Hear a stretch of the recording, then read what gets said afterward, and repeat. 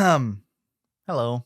Hello, Hoshers. Welcome to another installment of the Yappy Hour. So, a little thing for y'all. If I'm sitting, I'm yapping. If I'm standing, it's scripted. I've got jokes for days. On this, it's much more of a loose skeleton script, and I got only like 3 jokes. Okay? I'm gonna riff off the top of the head, but the point of this isn't to be like super pithy. No, this isn't meant to be very pithy. It's meant to be more just something that I want to yap about. And that, my friends, is the Glee Project Season 2. So we made one of these videos for the first season of the Glee Project. If you want, you can go and check that out before this one. You don't need to watch it, but it might help. And also, it's pretty G-dang funny if I do say so myself. But the Glee Project Season 2 came after the Glee Project Season 1. Who would have thunk it? Season 1 came out between seasons 2 and 3 of Glee, and that's how we got characters on the show like Sam Larson, who plays Jill Fart, and Damian McGinty, who plays Rory. We also see Alex Newell come in and play Unique Adams, although technically Alex didn't win the Glee Project. And then Lindsay Pierce, who had a very small role in season 3 as Harmony, I believe her character's name was. So they set off and they wanted to do another Glee Project season on the Oxygen Network, which I'm pretty sure, and somebody correct me if I'm wrong, I'm pretty sure this like mainly aired on the internet. Like, I don't think this actually aired on TV at the time. It was meant to be like a way for Fox to like relinquish some of its rights, but they didn't want to like have it competing on TV. So I'm pretty sure it was meant to be aired online, which is for nowadays not the weirdest thing, but back in 2011, kind of crazy. So this came out between seasons 3 and 4 of the Glee main show coming out. Obviously, a lot of characters were graduating, and from the first season, 4 people from the Glee Project season 1 ended up being on the show, 3 of them becoming main characters. Season 2, they set out and they say, no, we're only letting 1 win, which is kind of insane considering they have so many people who should be like leaving the show. You'd think they would want more. So the Glee Project is, if you don't know, the Glee Project is a reality TV competition series where they're trying to find somebody who's going to win and then become a main character on Glee for at least 7 episodes. That's the big grand prize, is you're going to have a 7-episode arc. The basic premise of the episode you'll see as we get through there, but effectively they're going to be assigned a homework assignment. Then somebody from Glee proper is going to come in and like choose a winner from the homework assignment. Then they'll get like a one-on-one session with the winner. Then they're going to shoot a music video, and then at the very end 3 people are chosen as like the worst people left, and then one of them goes home each week. The winner is once again supposed to get a 7-episode stint on Glee minimum. We see like Rory's character, he actually won season 1 and he gets 17 episodes total. Sam was also a winner. He's in 23 episodes total. And again, I got these off of a random website. Don't quote me on these numbers. These are just what I randomly grabbed. And then we have Unique, who didn't win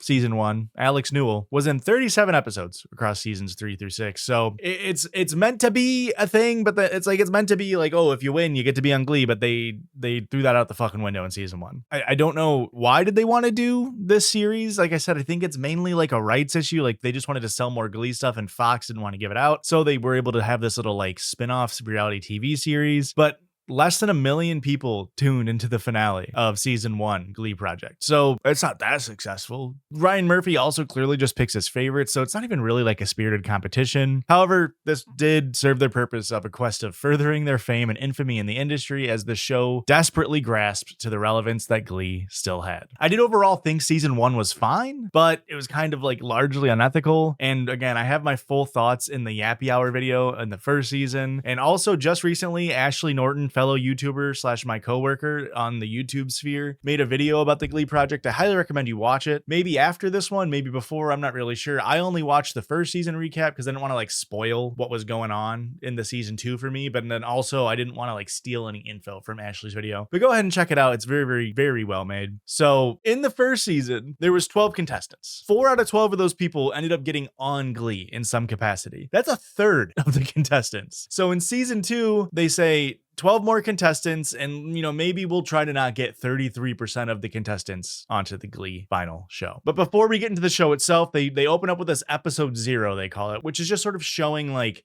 the overall auditioning process. And just like last season, they did online auditions where people could just record themselves, send in that video, and then they could review it. And then also they did in-person one. I'm pretty sure last season they only did LA. This season they did it in Chicago, Nashville, and New York. So not LA, which is kind of interesting. They're still focusing on this star power and then also making the writers want to write about you. That's what they keep saying is like, you can't just be really, really good. You also have to inspire us to write about you, which I think is just such a lazy commitment by the writers to be like, we can't come up with our own stuff. We have to steal stuff from your real life to use in the videos, obviously, in the show. The auditioning in person is done by the Glee casting director, Robert J. Ulrich. Also, they show Samuel Larson, Damian McGinty, and Alex Newell all helping in some capacity. That's kind of fun. You know, they were all big winners, quote unquote. They weren't all winners, Alex, but you know, Alex was the real winner of season 1. We get introduced in this episode 0 to a lot of the upcoming competitors and like their initial auditions, but it's not really much deeper than them all just saying like, I want to be on Glee. I'm so good at singing. I think it's cool that they have a bunch of losers and weirdos in their cast. Sort of all of the applicants, which I have to imagine there's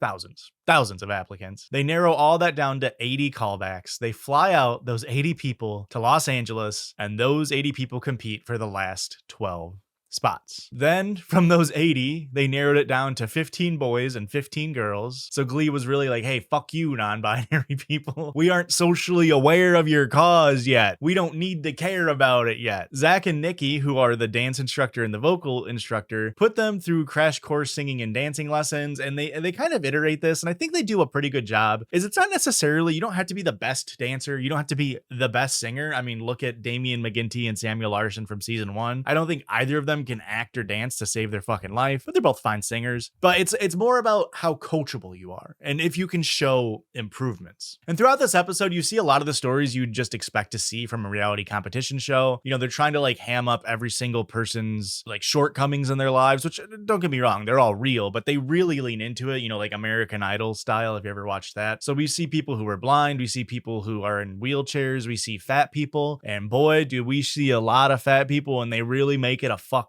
point to point out all the fat people. And it felt like every single time they would do a talking head with somebody, it would just be like, yeah, I'm fat, and that really sucks, and you guys should have a fat person on Glee. And it's like, well, they have overweight people on Glee. They just don't fucking know how to write for them other than here's food, fatty.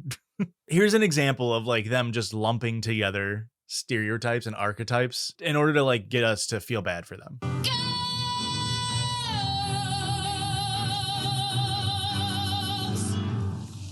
Very nice. Very nice. So you had gastric bypass surgery? I did have gastric bypass surgery when I was 18 years old. Yep. I've lost 183 pounds to date. Wow. Because it keeps going. I've been through so much in my life and gone through so much that I'm just so proud of myself that I'm happy and I'm healthy and I'm at the Glee Project audition callbacks. Now, sadly, Alyssa, that was just speaking, doesn't make the show, but it's just an example of reality TV and what they are attempting to do to make it interesting, which is kind of just like exploiting the competitors. There's also a lot of people who are just like poor, or their like families are in like really bad situations. And you get to remember, this is just after the economic collapse and like the housing market industry collapsing. So there's a lot of that same story of like, we're really poor. Please, Ryan Murphy, make us rich. Please. We need it. We need the cash, Ryan Murphy. And they say also multiple times, like they're really trying to go for diversity amongst the casting, which I think makes sense, right? Like if you have a show like, you know, Glee is meant to be like, we represent everybody. Anybody can be in a Glee club and have friends and be fun. So it makes sense. And they were really leaning into it in the casting. And they're really trying to recreate the magic that they hit with a character like Kurt, which if you don't know, we'll get into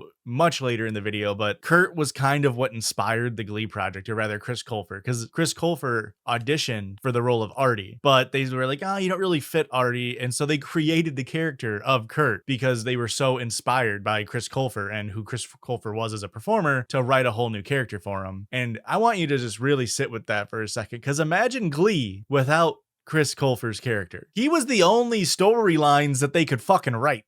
And when it comes to later, we find out they were just stealing a lot of Chris Colfer's actual trauma or like experiences. But like, could you imagine Glee without Kurt? He's so integral to the show. So they're really trying to capture that.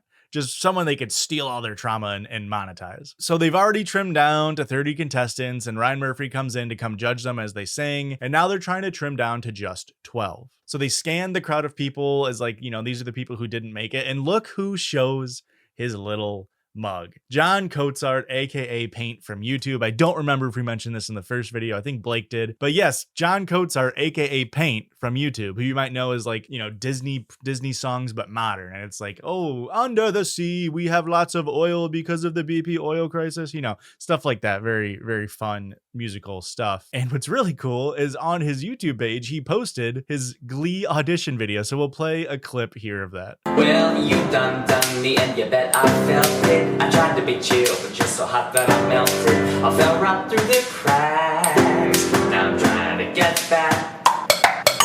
He's a millennial, folks. And hey, listen, as a millennial myself, I appreciate a millennial being a millennial. Except not really. That was very embarrassing for me to watch. It was like looking into a mirror of myself 14 years ago, and I did not like it. I did not like it one bit. I don't care how heckin' millennial epic bacon sauce it was. We get introduced to a lot of characters who do eventually make the show. People like Eileen, Charlie, Shanna, Abraham, and Mario, who maybe we'll put some pictures here so that way you can familiarize yourselves, but really we'll get to know them as the story goes on. But ultimately, this episode wasn't very interesting to me. There is the twist of the century that comes in at the very end, though, because as you remember, we're supposed to have 12 contestants. How many do we have now? 14? That's hard. Ryan is so excited by this talent, he ultimately chose 14 instead of 12. So now we've got 14 people, and I don't think the contestants were even aware of that, there was meant to be 12 and now there's 14. So 50% of the 30 people that were cut down to got to make the show, which is pretty cool. The more the merrier. They're all very talented people. So the more the merrier. Genuinely, I mean that. So Robert goes through, he's making his virtual calls to all the members of the people who make the show, and we see all the people who make it. Thank God they didn't show any of their rejections, because that would have just been like sad, like I don't need to see that. I don't need to see people's dreams get crushed. We're already going to see 13 people's dreams get crushed in the upcoming episodes here. And then out of those 14 contestants, we get a surprise music video where they have them film and record and sing to Lady Gaga's Edge of Glory. And it was kind of a nice little moment, but a little on the nose. It's like, oh, I'm on the edge of glory because we're going to go be on the Glee Project. We get it. We get it. We get the joke. Pepsi drop. Thank you, Walmart.com. Walmart app for telling me Pepsi's cheap again. They did it, folks. They made Pepsi cheap again. All right, so let's get into episode 1 of the Glee Project season 2. This is where the actual competition starts, okay? All that other stuff was just a warm-up. Those people didn't stand a freaking chance to make the show. Now we have a 1 in 14 chance of seeing any of these people on Glee. So I'm going to go a little bit more in depth on the first episode here, through the beats that every episode hits, and then we'll just skip on in the later episodes into like just stuff that's interesting, funny, unique, I don't want this video to be 2 hours and 36 minutes. So the first episode starts by introducing us to the contestants. Abraham, Allie, Eileen, Blake, Charlie, Danny, Lily, Mario, Maxfield, Michael, Nellie, Shanna, Taryn, and Tyler. We see that same vocal coach and dance instructor from the previous season. It's Nikki and Zach. And if you don't know, these are two of the most egomaniacal people, almost to the level of Ryan Murphy himself. And this is just from me watching it on Glee Project season 1. I think they really are like what makes the show watchable, because they are uniquely mean people. Eric White comes in and he's the music video director, and he seems like a pretty chill dude. He doesn't, do power plays constantly with the contestants, which I find nice and refreshing after having to watch Nikki and Zach and Ryan Murphy all the fucking time. They announced in the intro that this time only one person will win, and it's like, yeah, that's how competitions normally work, man. But they really had to put that up there to be like, I know last time we technically had 4 people win, 2 people shared, but then we brought 2 other people on the show, but this time we're only gonna have 1 person win. It's like, great, awesome.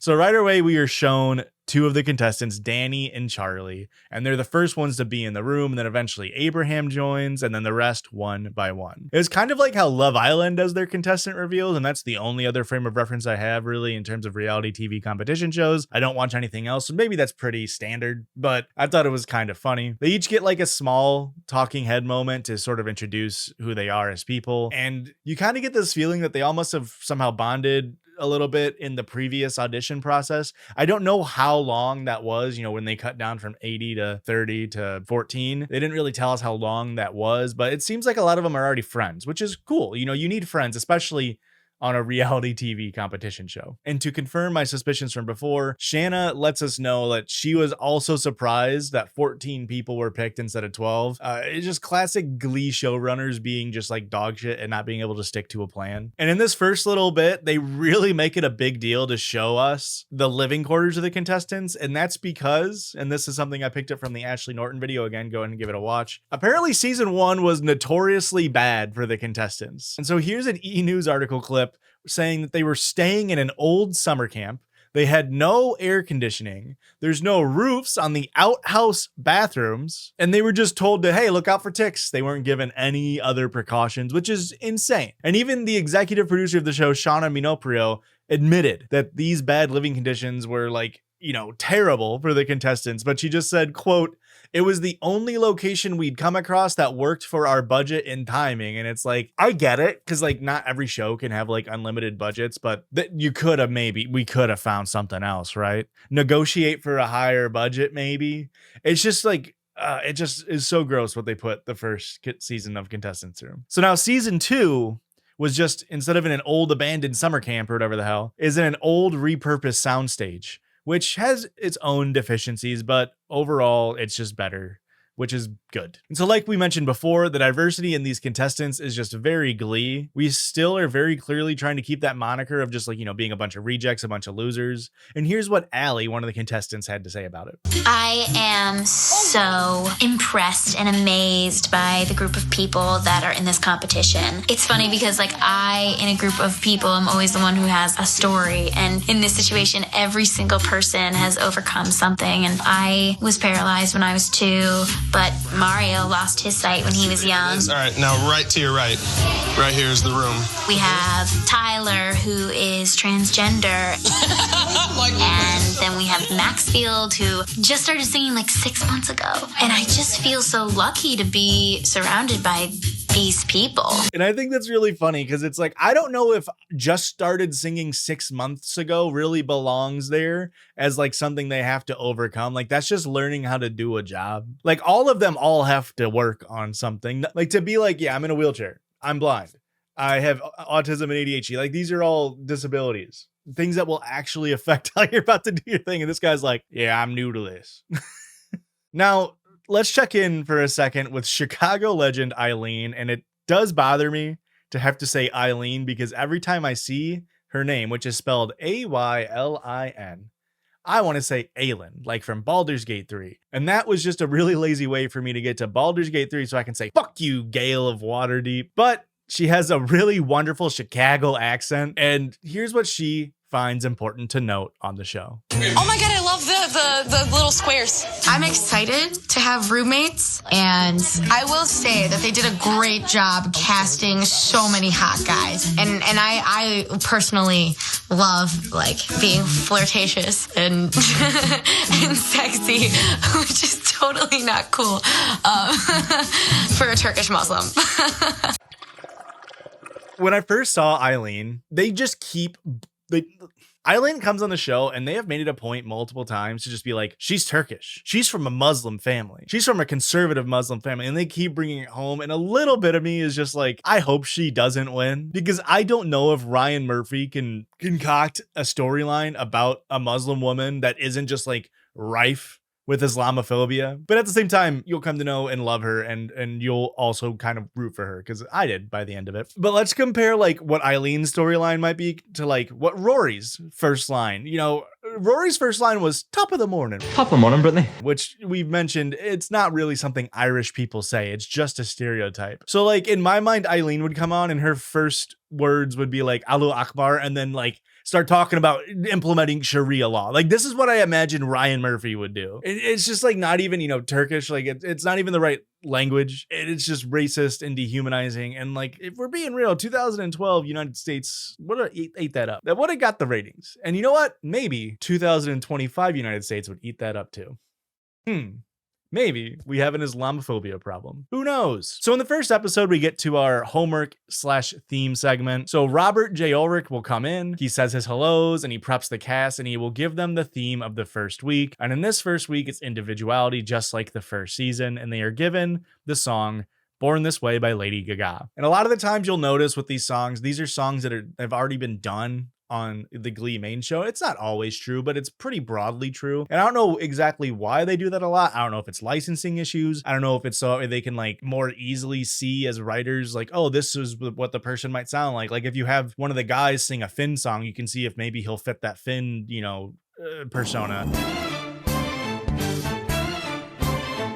I'm not really sure. They don't ever really say. And everyone's excited about Lady Gaga's Born This Way, except for one person. I've only been performing for about 6 months now. And so Lady Gaga's Born This Way is so just out of my element. It's cool being the only person here singing country music. I'm able to bring something else to the table. But I was like, Born This Way, I don't think I've listened to the song all the way through. And it's like, how? Maxfield Camp, if that really is your real name, because it doesn't sound like it. I mean, again, I'll say this. This is a reality TV show. These are real people, very young adults, aging from the range of 18 to 24 at the oldest. I'm not going to dig into people too hard like I would a character on a TV show, but this is genuinely extremely big red flags that a white guy country singer from Nashville doesn't know about Lady Gaga's Born This Way. The contestants all decide which people get which part of the song, so they each get like a couple lines here or there, and they also have to create their own choreo, and in just 24 short hours, they have to put everything together to perform in front of Robert and a special guest. So this first one, they do rock, paper, scissors for their parts, and people are being super nice, not too competitive early on. And then 24 hours later, we get to the guest mentor segment. So Ryan Murphy makes his entrance at the first performance of the season. This is the only one he's here for, so don't worry. I will not jump scare you with Ryan Murphy ever again. He's not the special guest though. He's just here to reiterate that only one person wins. And then Lea Michele comes out to lead the week of Individuality. And of course, the contestants lose their frickin' minds. And I kind of feel bad for all the guest mentors from last season because I don't think a single person got this big of a reaction from season 1. And then also listen to Lea here describe that she definitely for sure watches the Glee Project. I'm so excited to be here. I'm such a fan of Glee Project. I watched it all last season. With how little emotion she said that with, I might suspect Lea Michele of having just like read that off of a cue card, but I doubt that was the case because Lea Michele reading a cue card, you get it. Ryan reiterates that the most skilled person will not win, but the person who inspires him as a writer the most. And then even Lea steps in here and says, quote, so much of the stuff that you see on Glee is stuff that we're doing behind the scenes. Just stuff that Ryan hears about our lives. Little intricate things about our personalities. So let your geek flag fly. And I got a couple of things to say about this. Again, how bad of a writer you have to be to admit this to yourself in front of people on TV, but then also have your main character of the show reiterate it. I also really can't get over how Ryan Murphy tries to come off as a human in this moment and attempts to perform a human laugh at that joke from Lea Michele. Let your geek flag fly and let it all. It's so cringe and awkward. Oh, I fucking hate Ryan Murphy so much. So the contestants then all perform Born This Way. And you might be wondering, are they going to include the line about trans people? The one that they famously skipped when they did it on the Glee show? And no, they didn't sing that part at all in the Glee Project, which is really funny considering one of the contestants on the season is trans. Overall, it was pretty good. Tyler was probably the weakest, and Taryn just stood out to me as a really good singer. Lea then goes through and gives some notes on the performance. Danny is told to just own themselves better. By the way, Danny now uses they them pronouns, by the way, but yeah, Leah's just like, Danny, own yourself more during your performance, be more confident, which you might, if you have a keen ear, you'll hear that's like the only fucking note people are given, which is just be more confident, which I get it. Confidence helps. How do you think I'm able to wear this stupid chain, this stupid shirt, this stupid haircut, and this mustache? It's because of my confidence. Like, don't cut in a super cut of every single time I tell a joke of me going, oh, was that even funny? Oh, was that even good? Should I even have left that in? Oh, nobody's gonna like this video. Lea also gives props to Shanna, and Mario is pointed out by Lea for his enthusiasm, which he is very happy to hear. Lily also gets some flowers, but overall the winner is Shanna, which means she will get a one-on-one session with Leah to help with individuality. And when they go to shoot the group number, the winner of this homework assignment will get a little step out, stand out moment type beat in order to show off their skills even more. So the song they'll be doing is Here I Go Again by Whitesnake. And the premise of the music video is they're going to be amateur Glee students and they're going to go perform at a rock concert. The choreography section comes in and Zach leads, and ooh, do I hate Zach. Mario sort of goes over how he memorizes the moves, being blind, and he sort of just like touches other dancers as they move their body. And he does really great. Like in the entire show, the part of the show, like he's really, really good at this. And Tyler is sort of talking a lot about how they're struggling in their new body post-transition. Tyler is also non-binary now, folks. Keep up with the non-binary people. In the vocal section, Nikki is leading the contestants, and also Nikki's also not a very good person. Surprise, nobody running the show is besides Robert. I ride and die for Robert J. Ulrich. Taryn and Nellie are sort of struggling. I don't think they've really been in the studio a ton in their lives, so they're sort of trying to get the hang of it. Shanna has her one-on-one work with Leah Michelle, and she just tells her to keep focusing and practicing on the big note in the song, which is exactly what you would expect Leah Michelle to say. And Shanna, to be fair, does nail it in the booth. Maxfield has a really, really hard time in the booth. He's not able to hit the note or lines at all that he had. Not looking good for Mr. Camp. While they're shooting the music video, again, it's run by this person named Eric White. He's probably the most normal guy, maybe tied with Robert. He seems like a genuinely good, talented guy who just wants everybody to do well. Taryn is really struggling and with being like natural and keeps overthinking things. Eileen is told that she doesn't have the fire that she did in the auditions. Like she seems like she's coming like back into her shell a little bit. And immediately Blake, not editor Blake, but contestant Blake, is the front runner. And every one of the showrunners keeps talking about how much they love Blake and how good Blake is. Shanna is loving being the winner of the homework assignment. She's really reveling in that and like taking every chance she gets to be front and center, which, hey, that's what you get for winning the homework. And Maxfield is sort of just told to copy other people to pretend like he wants to be there. It's not a good sign if you're being told to pretend like you want to be there on a reality competition show. In the final music video, which all of these I'm pretty sure you can find on YouTube, so if you want in between while I'm talking, you could literally just pull up like Glee Project Whitesnake and it'll pop up and then you can watch it and then you can see what I'm talking about. But Maxfield cannot act to save his G-dang life. Everybody else was fine. And to me, who stands out is Mario. I think Mario stands out as a really great performer and Shanna is just killing it. I think if I had to pick two like dark horses at the beginning of the competition, it'd be Mario and Shanna. I think they're both so talented, and I'll throw Eileen in there as well. I think those are like three of my favorites early on in the competition series here. But after every single music video, they go to the last chance performances. So Robert, Nikki, and Zach will line up all of the contestants and sort of just tell them, you know, here's what we think you guys did great. Here's what we think you guys did poorly. It's a lot less of the greats and a lot more of the things you did poorly. They are pretty negative in these segments, but they'll one by one sort of like tap out, like you were made the callback sheet. And then now you people have not made the callback sheet. And right before all this is happening, Taryn is given a talking head and she's talking about how much she misses her mom. And like, no spoilers, but this is foreshadowing. Shanna is told that she gave the strongest performance this week, which backs up her homework assignment. However, there are of course 3 people at the bottom, and those people are Maxfield, Tyler, and Eileen. They are assigned a song and given 2 hours to practice before performing. So they don't get to choose the song and they get 2 hours. And a lot of the times the people have never even heard of the song, which some of these songs you'll be like, how have you never heard of that song? I'm with you. Sometimes people just don't listen to music, I guess, which is kind of crazy considering it's your job. It'd be like me saying I haven't seen a YouTube video. I've seen them all, folks. That's why I'm doing it now. I put in my 10,000 hours. So Eileen gets assigned Without You by David Guetta. And, you know, David Guetta, George Floyd, you get the joke. I don't need to play the clip a third time. And I think Eileen absolutely kills it. If she was given a chance to truly shine, I think she could be really awesome for the show. I think she really does bring something unique and like that it factor that the Glee contestants really need. And it's also a unique voice. We're strange without you. It's a very warm tone and it's like almost like Beyonce-esque. It's like a mixture between Naya Rivera and Amber Riley's voices. So it's like really, really nice, especially considering those two characters are graduating. So, hey, I'm an Eileen Ryder Dyer, okay? It's not just because she's from Chicago, all right? Ryan Murphy has some notes for her, though, and she's more interested in her being a flirt than her singing. The thing about it is this. I think that we were interested in you because you really sold yourself as this flirt. And in my mind, that's the character that I would imagine us writing for you. Mm-hmm. but I think that's who you are. That's exactly who that's exactly who I am. If you're the flirt, who are the guys you have your eye on? Here? Yeah. Blake, Jesus, like. Well, you know what? You really brought it tonight, and I think you're very charming, and don't lose this.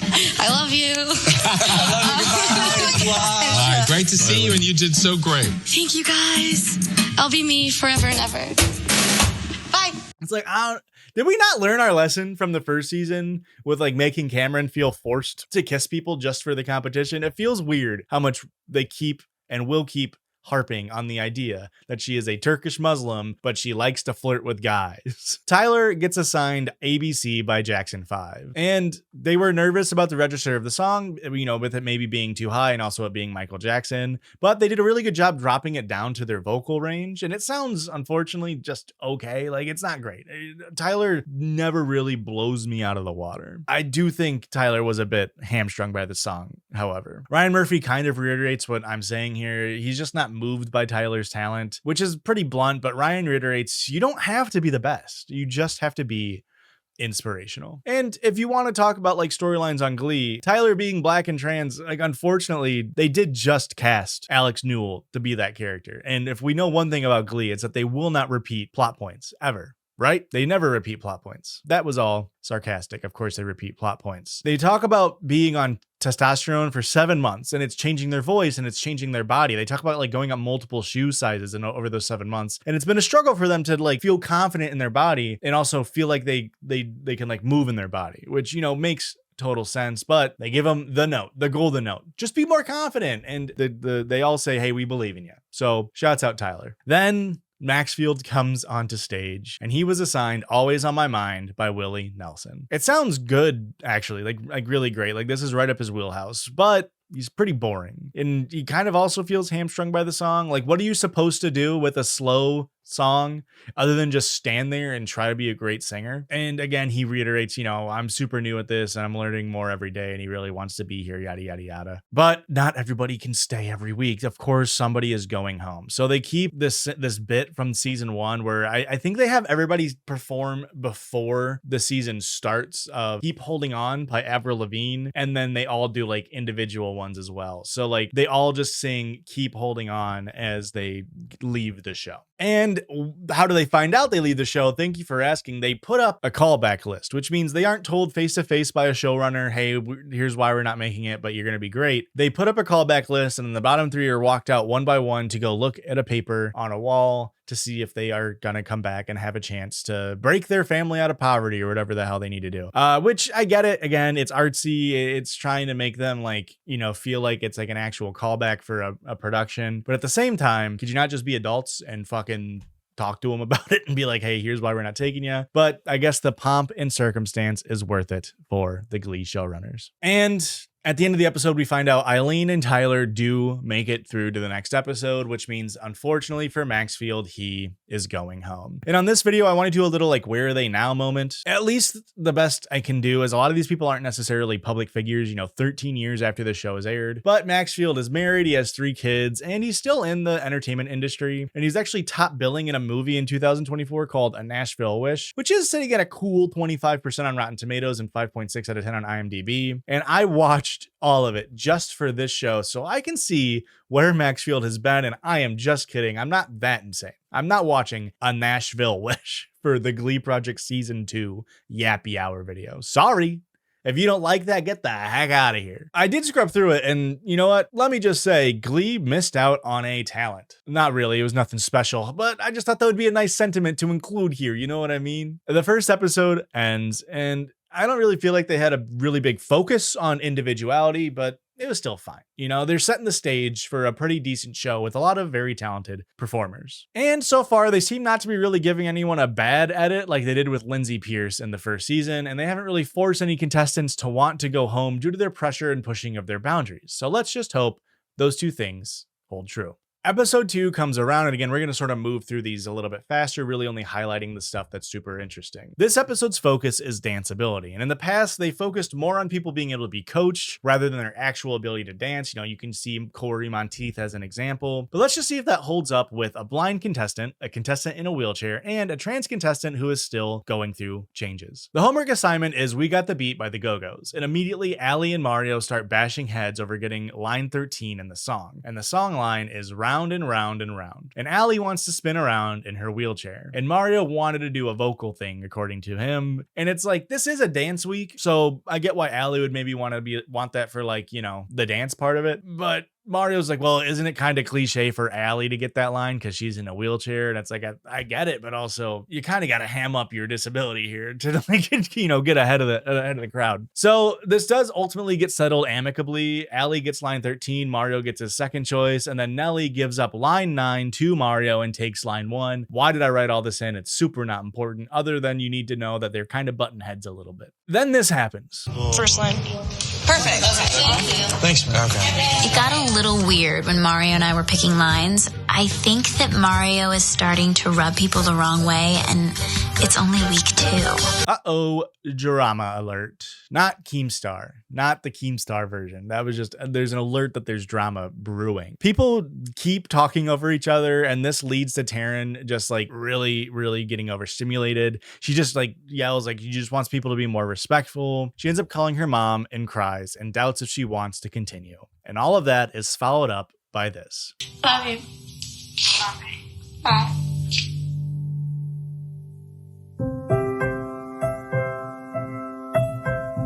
Doesn't that feel kind of wrong and unceremonious just to be like, and she went home? We don't get, like, an exit interview. I don't know.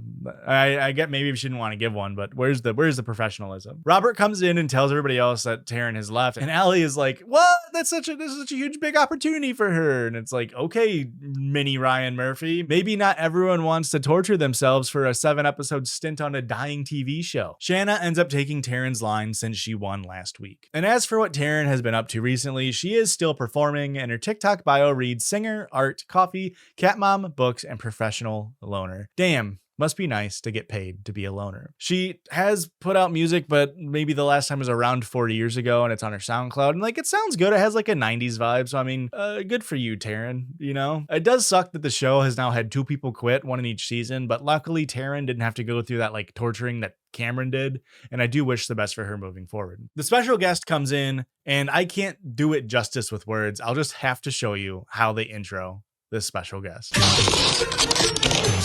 This person knows very well what it takes to stand out in Danceability Week. As one of the newest cast members on Glee, you'll want to pay close attention to their advice. I'm gonna die. Bring him out. Bring him out.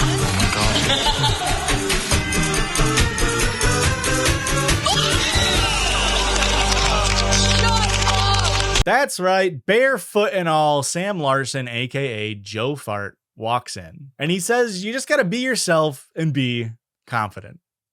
Yeah, man.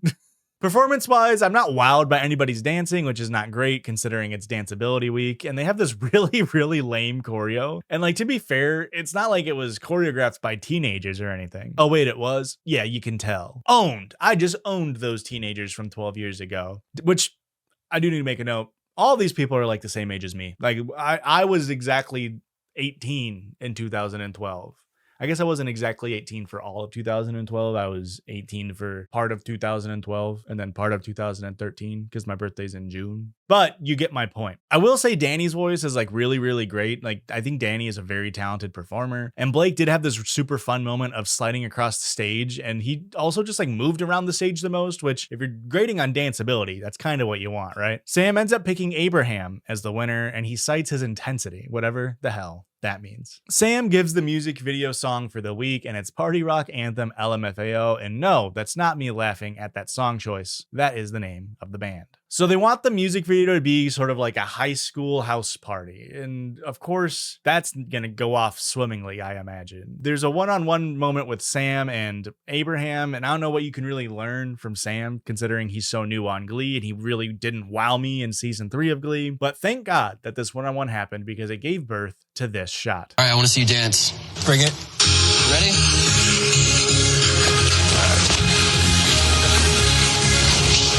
And now listen, I don't know what I would do if I was just told to dance on command, but I know it would be at least that awkward, if not more. I feel really bad for Abraham here because this is awkward as hell. In the choreo session, Zach immediately makes it weird and starts asking the contestants if they've ever played Spin the Bottle. Each contestant is then tasked with doing one 8 count within a 4-person step out moment. And listen, I don't know if those terms were used correctly. I played football and did track and field in high school. 6'-3", by the way. So if I'm wrong, don't make fun of me. Just correct me in the comments really rudely and then I'll block you. Danny is struggling pretty hard with the dancing segments as they've never really had dance lessons before. Tyler is also struggling for the same reasons as they have been. I never feel comfortable dancing because I'm transgender. Zach tells everyone to practice or else they're going to get kicked off because Zach is a tyrant. In the singing portion, Nikki is trying to get people to be better. And meanwhile, Charlie and Eileen are having a little flirt off. Stop going for my weenus. Why are we having a weenus fight?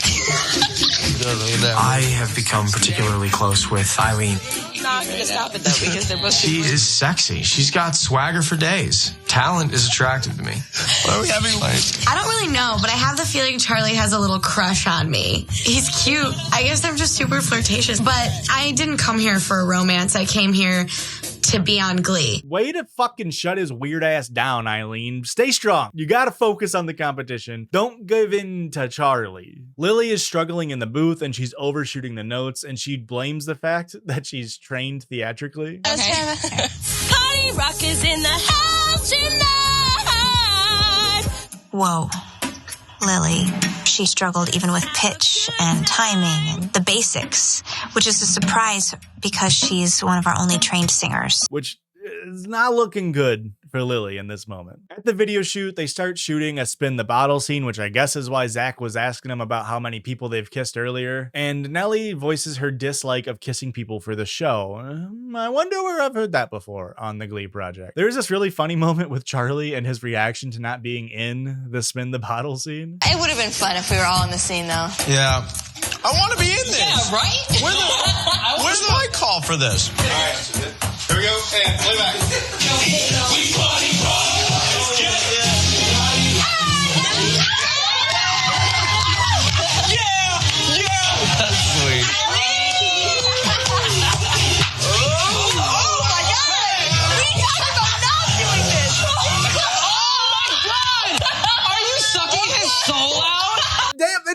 Do the Glee cuck window bit in real life. But like, do you see my problem with this shoot is like, is there not an intimacy coordinator? Like, there's just somebody stewing watching his crush kiss somebody on a fucking like professional set. They have it on camera. They should have somebody come in and talk to Charlie and be like, hey man, what you're doing is not cool.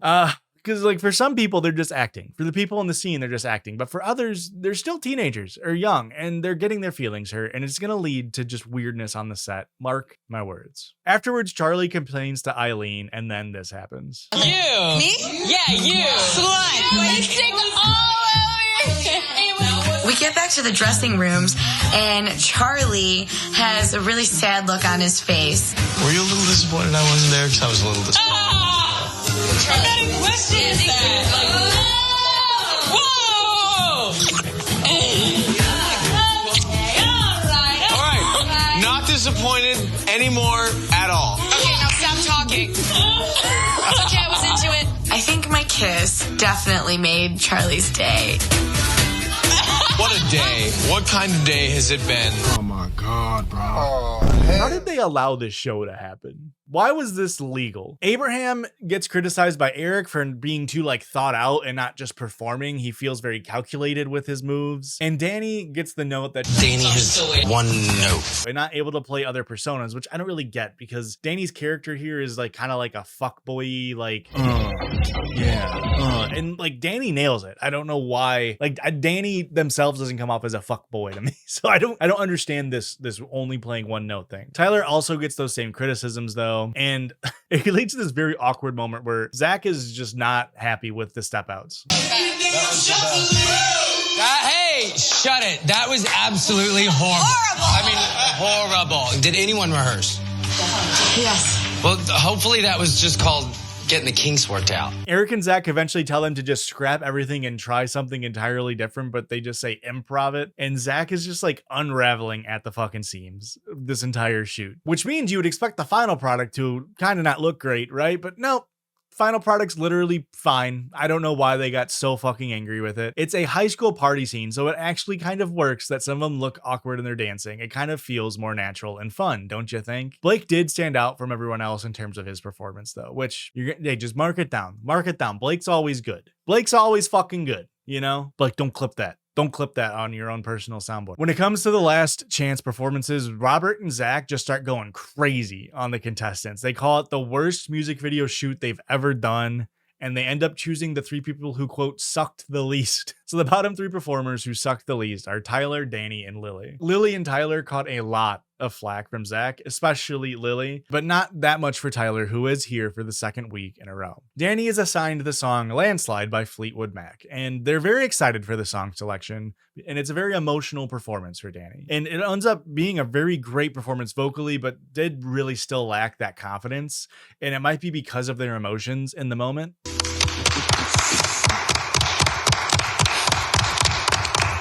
Are you having a moment? I am having a moment. I've been having a moment for the last 2 hours. Ryan is so grotesque. Like, they're crying, man. Like, are you having a moment? Fuck you, Ryan Murphy. Ryan ultimately says he doesn't believe that Danny is a performer and more of an artist. And Danny does take that criticism well and walks off the stage. Tyler is assigned Daniel by Elton John, and Tyler's very excited for the song selection. It does fit their voice very well, and overall is a pretty good performance, but in my opinion, not as good as Danny. Zach laughs when Ryan asks how Tyler's dancing was, which is like classic fucking Zach. Ryan says, Tyler, you're so focused on transitioning genders, but why don't you just transition into being a better performer? And no, I wish I was joking. That's pretty much what he says. And the judges know that they can tell that Tyler is trying, but is afraid to take a leap and do something crazy. Lily sings Man, I Feel Like a Woman by Shania Twain, and it's overall fine vocally, but Lily really takes control of the stage, dancing and moving around. But also, this is the only song that really allows a performer to do that. Like, are you gonna move around and jump to Landslide by Fleetwood Mac? I don't think so. Ryan asks Lily about her inability to take notes and pushing back and sort of just being difficult to work with. And we all know Zach and Ryan don't like being pushed back upon, as seen here. I think it's bad to be this early on in a competition, fighting with people that are rooting for you and will determine your fate. Do you have a history of that? With my high school chorus teacher, I did. You did? Yeah. Yike. But well, I'm the high school chorus teacher of this world, so that doesn't make me feel very good. And how would you adjust if you came back? I will take everything that you said and I will do it. Okay. Why would you admit that to Ryan Murphy, Lily? Like that's just self-sabotage 101. Only one word to describe how I feel about this moment. Yike. Yikes. Yike. Not yike, Ryan Murphy, you goddamn dumbass. Yike. So who is going home? Despite Lily literally fighting with Zach and talking back to Ryan, Lily stays on the show, as does Tyler, which means Danny is sent home, which is kind of insane because Danny is overall just like more talented than Tyler and also a better team player than Lily. And in terms of the show, you can easily write a Danny type character into Glee. You've already thrown away a big girl character in Lauren Zicey's. Like if I had to redo this, I would send Lily home and keep Danny. As for Danny Shay, they went on to do some theater work. They have some music on Spotify, their most recent called Dear My Heart. It's okay. It's not my genre of music. Their most popular song is from 2014 called Girl or Boy, and it's talking about their gender identity and expression. And they also have a YouTube channel with 134,000 subs. Okay, flex. However, they haven't posted regularly for over 11 years. And that, folks, is a wrap on Danceability Week. It's not really a focus on dancing for the performers, oddly enough. 2 of the contestants left this week, and Danny and Taryn, and moving forward, only one will be gone each week until we have our final 3. And right now, it just sort of seems like it's a benefit, just not going noticed. Episode 3's focus is on vulnerability. One of the worst episodes last year in terms of how they treated the contestants. Ultimately, they eliminated a contestant for sharing their sexual abuse history in the industry, and I know I got this wrong in the first video, because in the first season of the Glee Project, this contestant comes out and she's sharing about how she was sexually assaulted by people in like recording booths and stuff, and so it's hard for her to like feel vulnerable on the Glee Project set. And then it cuts to Lindsay Pierce talking talking about how she's had it hard because she's so pretty. That's not actually what happened, I guess. On what they cut, they gave Lindsay Pierce the villain edit so hard. Lindsay Pierce was also talking about being sexually assaulted. And then they cut out that part and just left in the part where she was like, and I'm so pretty. Pretty fucked up. They don't do that in this episode. Thankfully, they learned from their mistakes. As for this episode, a lot of contestants have been struggling with vulnerability or just being able to come out of their shell. So this will be an interesting week for a lot of the contestants. Their homework assignment is My Life Would Suck Without You by Kelly Clarkson. And Charlie is not happy as he thinks the song has too banging of a bass line to be vulnerable. My first thought is, why? You can only be so vulnerable to a bass line that goes... You know? That's an interesting critique, Charlie. I don't think I've ever heard someone say, I can't be vulnerable to this song. It goes too fucking hard. The tempers flare again over line selection with Lily and Eileen butting heads this time. And Mario gets some looks and snark about him wanting a certain line. And it's like, why do you care that much? Like, I get it. You're going to be competitive, but also just take the part that you get and just kill it. And then you'll win, you know? The special guest comes in and the special guest is Corey Monteith, which is a pretty good person to talk about vulnerability because there's nothing Finn does as a character that isn't vulnerable. Like there's one thing Corey Monteith does well and he puts it all on the fucking show. There are some sneak disses coming in from Lily here. Really fantastic. Corey Monteith is a lot more attractive in person than I thought.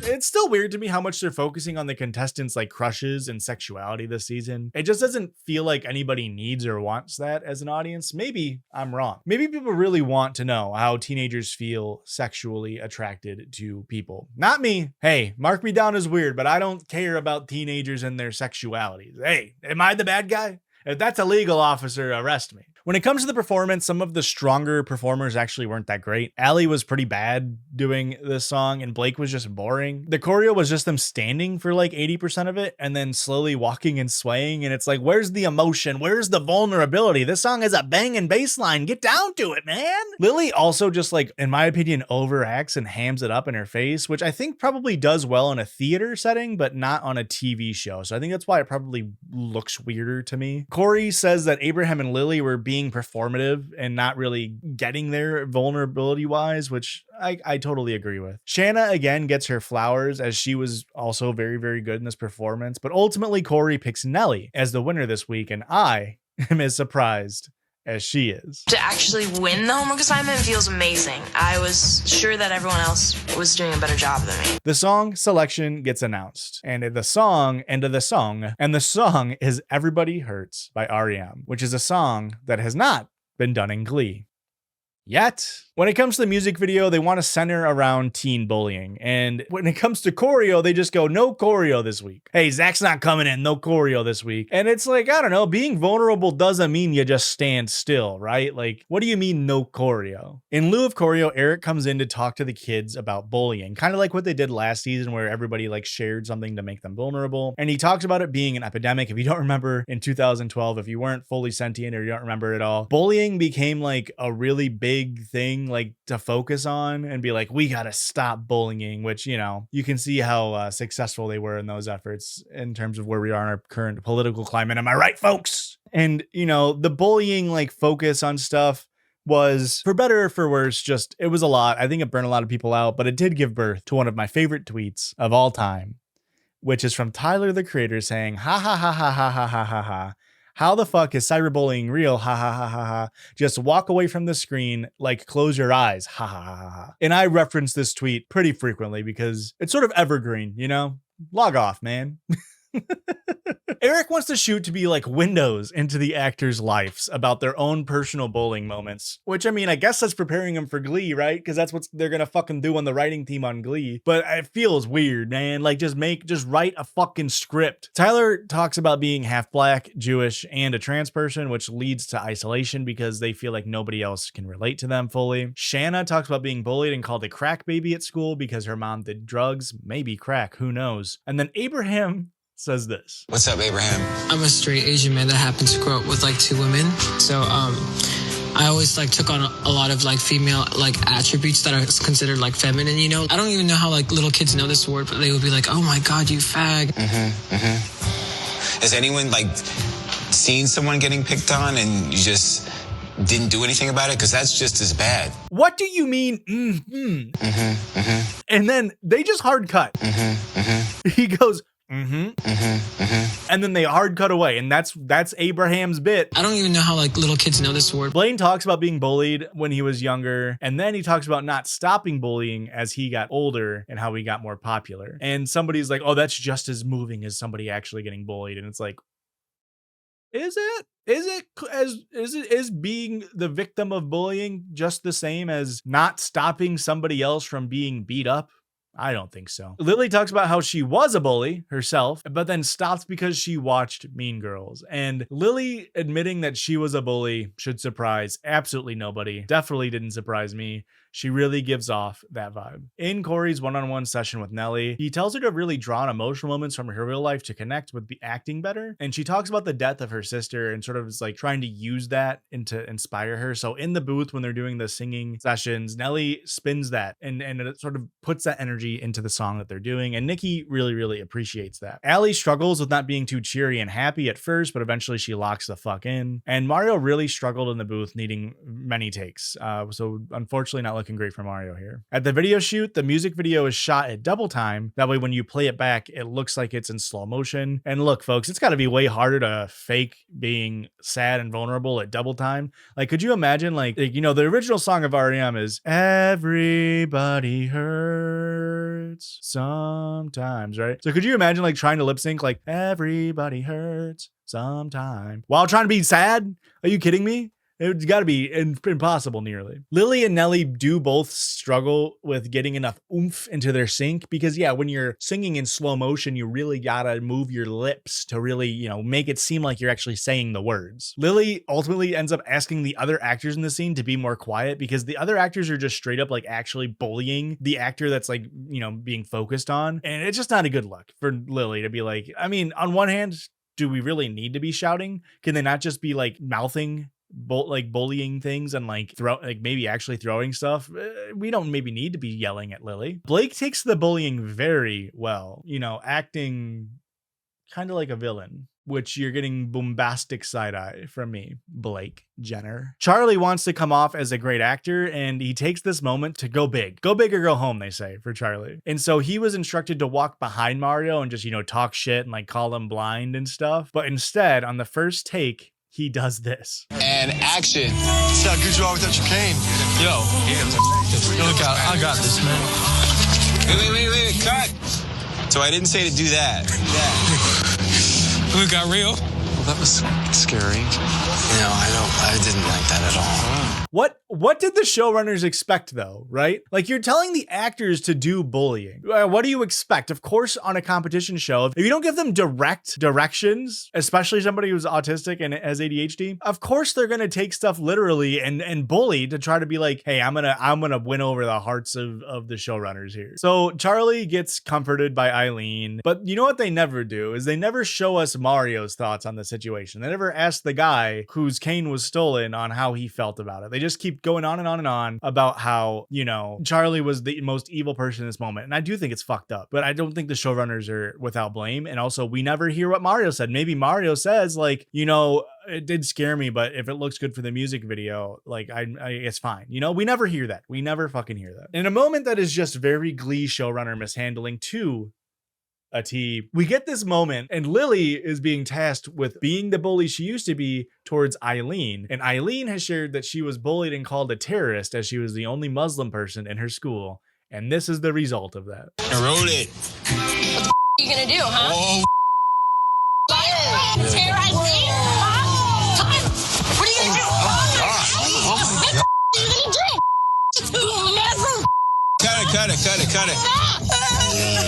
Oh, absolutely.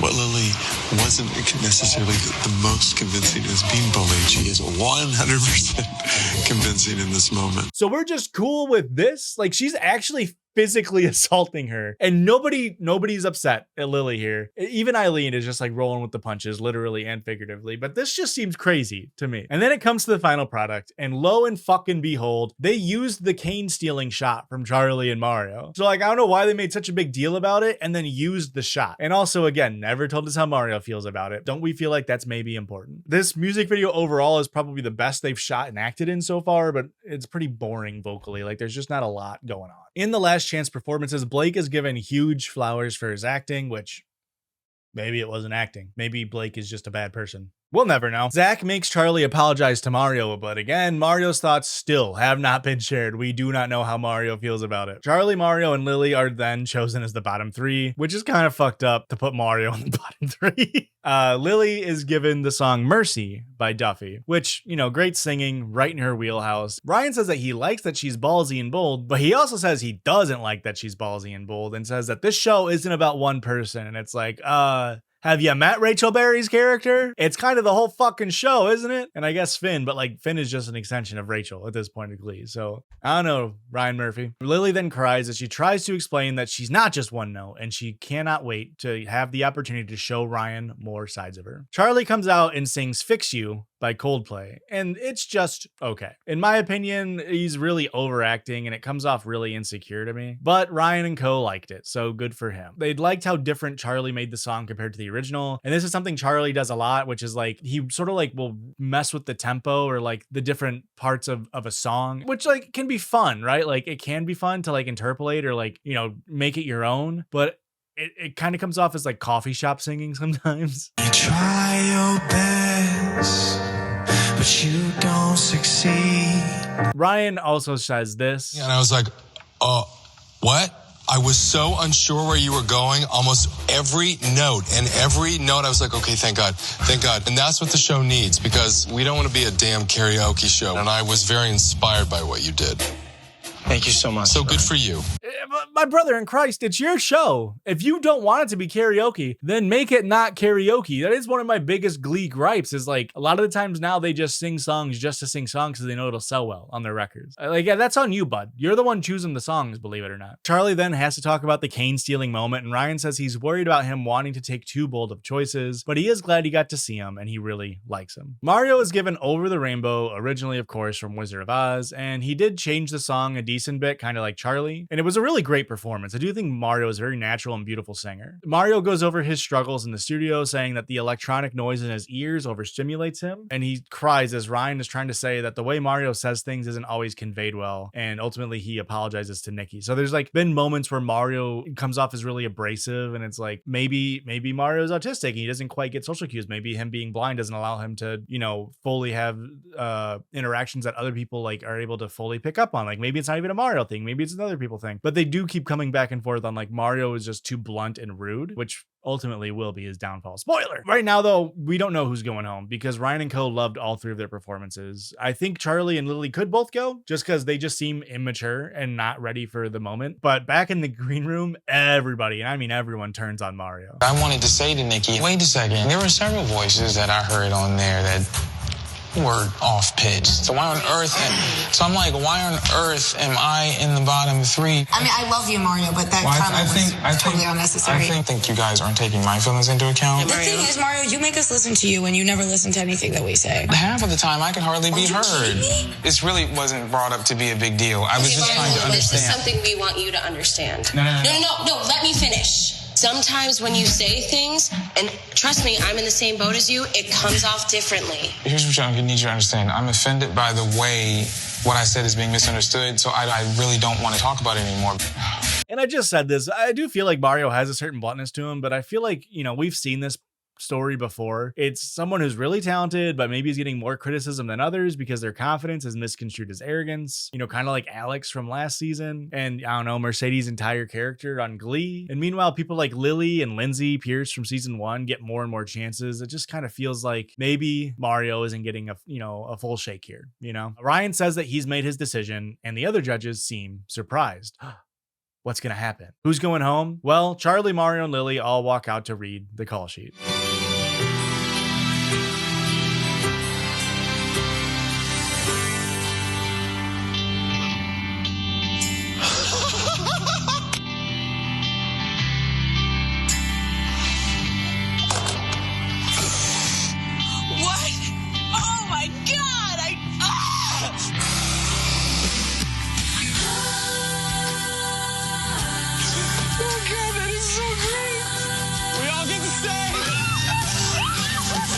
And yeah, even though it's lame, they did it again. Although I guess they're doing it since Taryn quit, so they kind of get a week to like not kick anybody off.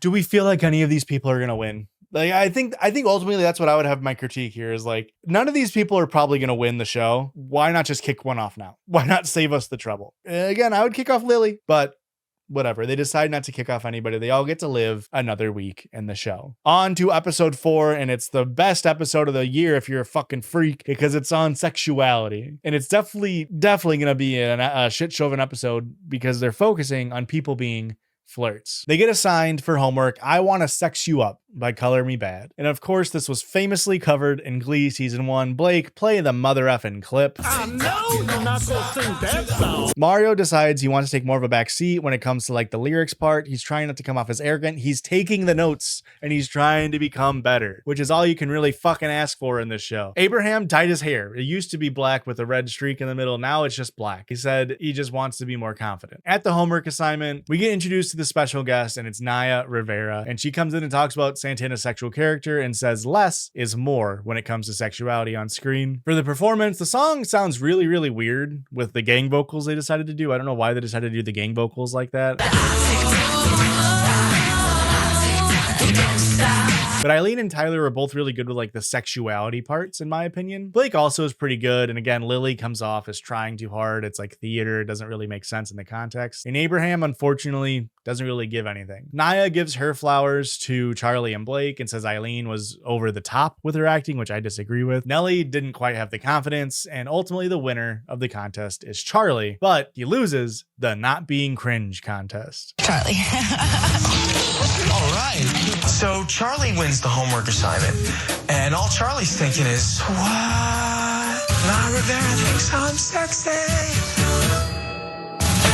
Naya Rivera announces that the group project this week is a mashup of Moves Like Jagger by Maroon 5 and Milkshake by Kellys. I hate mashups. We all know this, but this one actually turns out okay. So that's kind of nice that they didn't make me want to in the middle of this performance, you know what I mean? They decide that what they want is it's a high school sex ed class that turns into a boys versus girls sexy off, as Robert says himself. So the concept of the music video is a high school sex ed class, which turns into a boys versus girls sexy off. When they go to work on the choreo, Zach keeps saying he wants people to find a middle ground between being too sexy and giving nothing. And Shanna is struggling with not looking like happy, and Nellie is struggling with being sexual in general. In the singing booth, Charlie uses Eileen as inspiration. You know, he's getting more confident. He's starting to feel himself, especially after winning the homework assignment. And Eileen says she's not wanting to focus on the relationship, but she's more focused on the competition. But there is a little tiff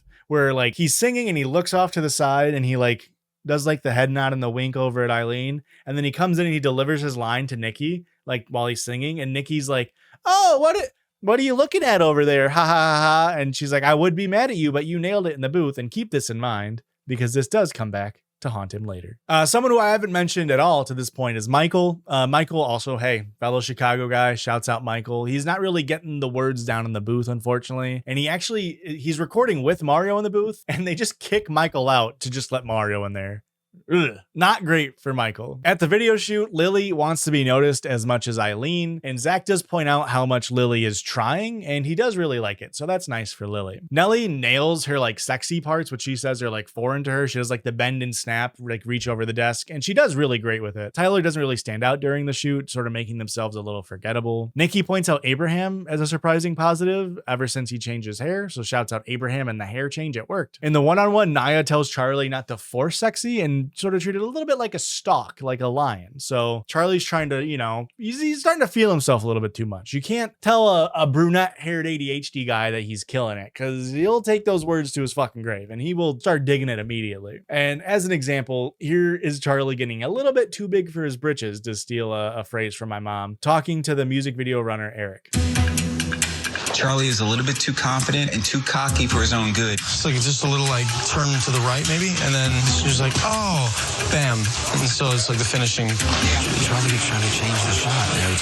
No. Charlie trying to like change the scene, and he was actually like directing an actor, the actor from Glee who plays like the old teacher in a lot of the scenes. Not a good recipe for success, Charles. In the product, it's a mashup, so you know, I'm biased against it, but it was fine. Tyler's very awkward in it, and everyone else was fine or good. No one really was like great in this for me. So we get to the last chance performances, and Nellie is given her flowers, and she deserves them this week. And if we're being for real, if we're talking about prospects of Glee, like being a character on Glee, she could be the character that Tina was originally written to be, which is that shy goth weird kid. Like Nellie could easily slot into an actual role like that, and it would work out perfectly. Tyler keeps disappearing during their performances, and Michael, of course, gets yelled at for not really getting it together in the booth. Shanna was said that she looked too happy to be sexy, and Charlie gets chastised for winking and flirting in the booth. They start going off on him, calling it unprofessional, and also the video shoot shenanigans from him just like bossing people around. The bottom three ultimately are Tyler, Charlie, and Michael. So Charlie performs I Get a Kick Out of You by Cole Porter, as made famous by Frank Sinatra. And Charlie does have this really great crooning voice, especially because he says he's never heard the song before, so it's equal, it's just even more impressive that he nails this song. And he is very confident, and he owns the stage when he performs. He's a very natural performer. Ryan does chop him down to size after his performance by reminding him of his shortcomings this week. He starts calling him unprofessional and says, this is not high school, it's a job. And it's like, okay, then tell him that in the moment. Like, again, here's how Nikki reacted in the booth. Nice. Yeah. Except I have one major question. Who are you smiling at out there?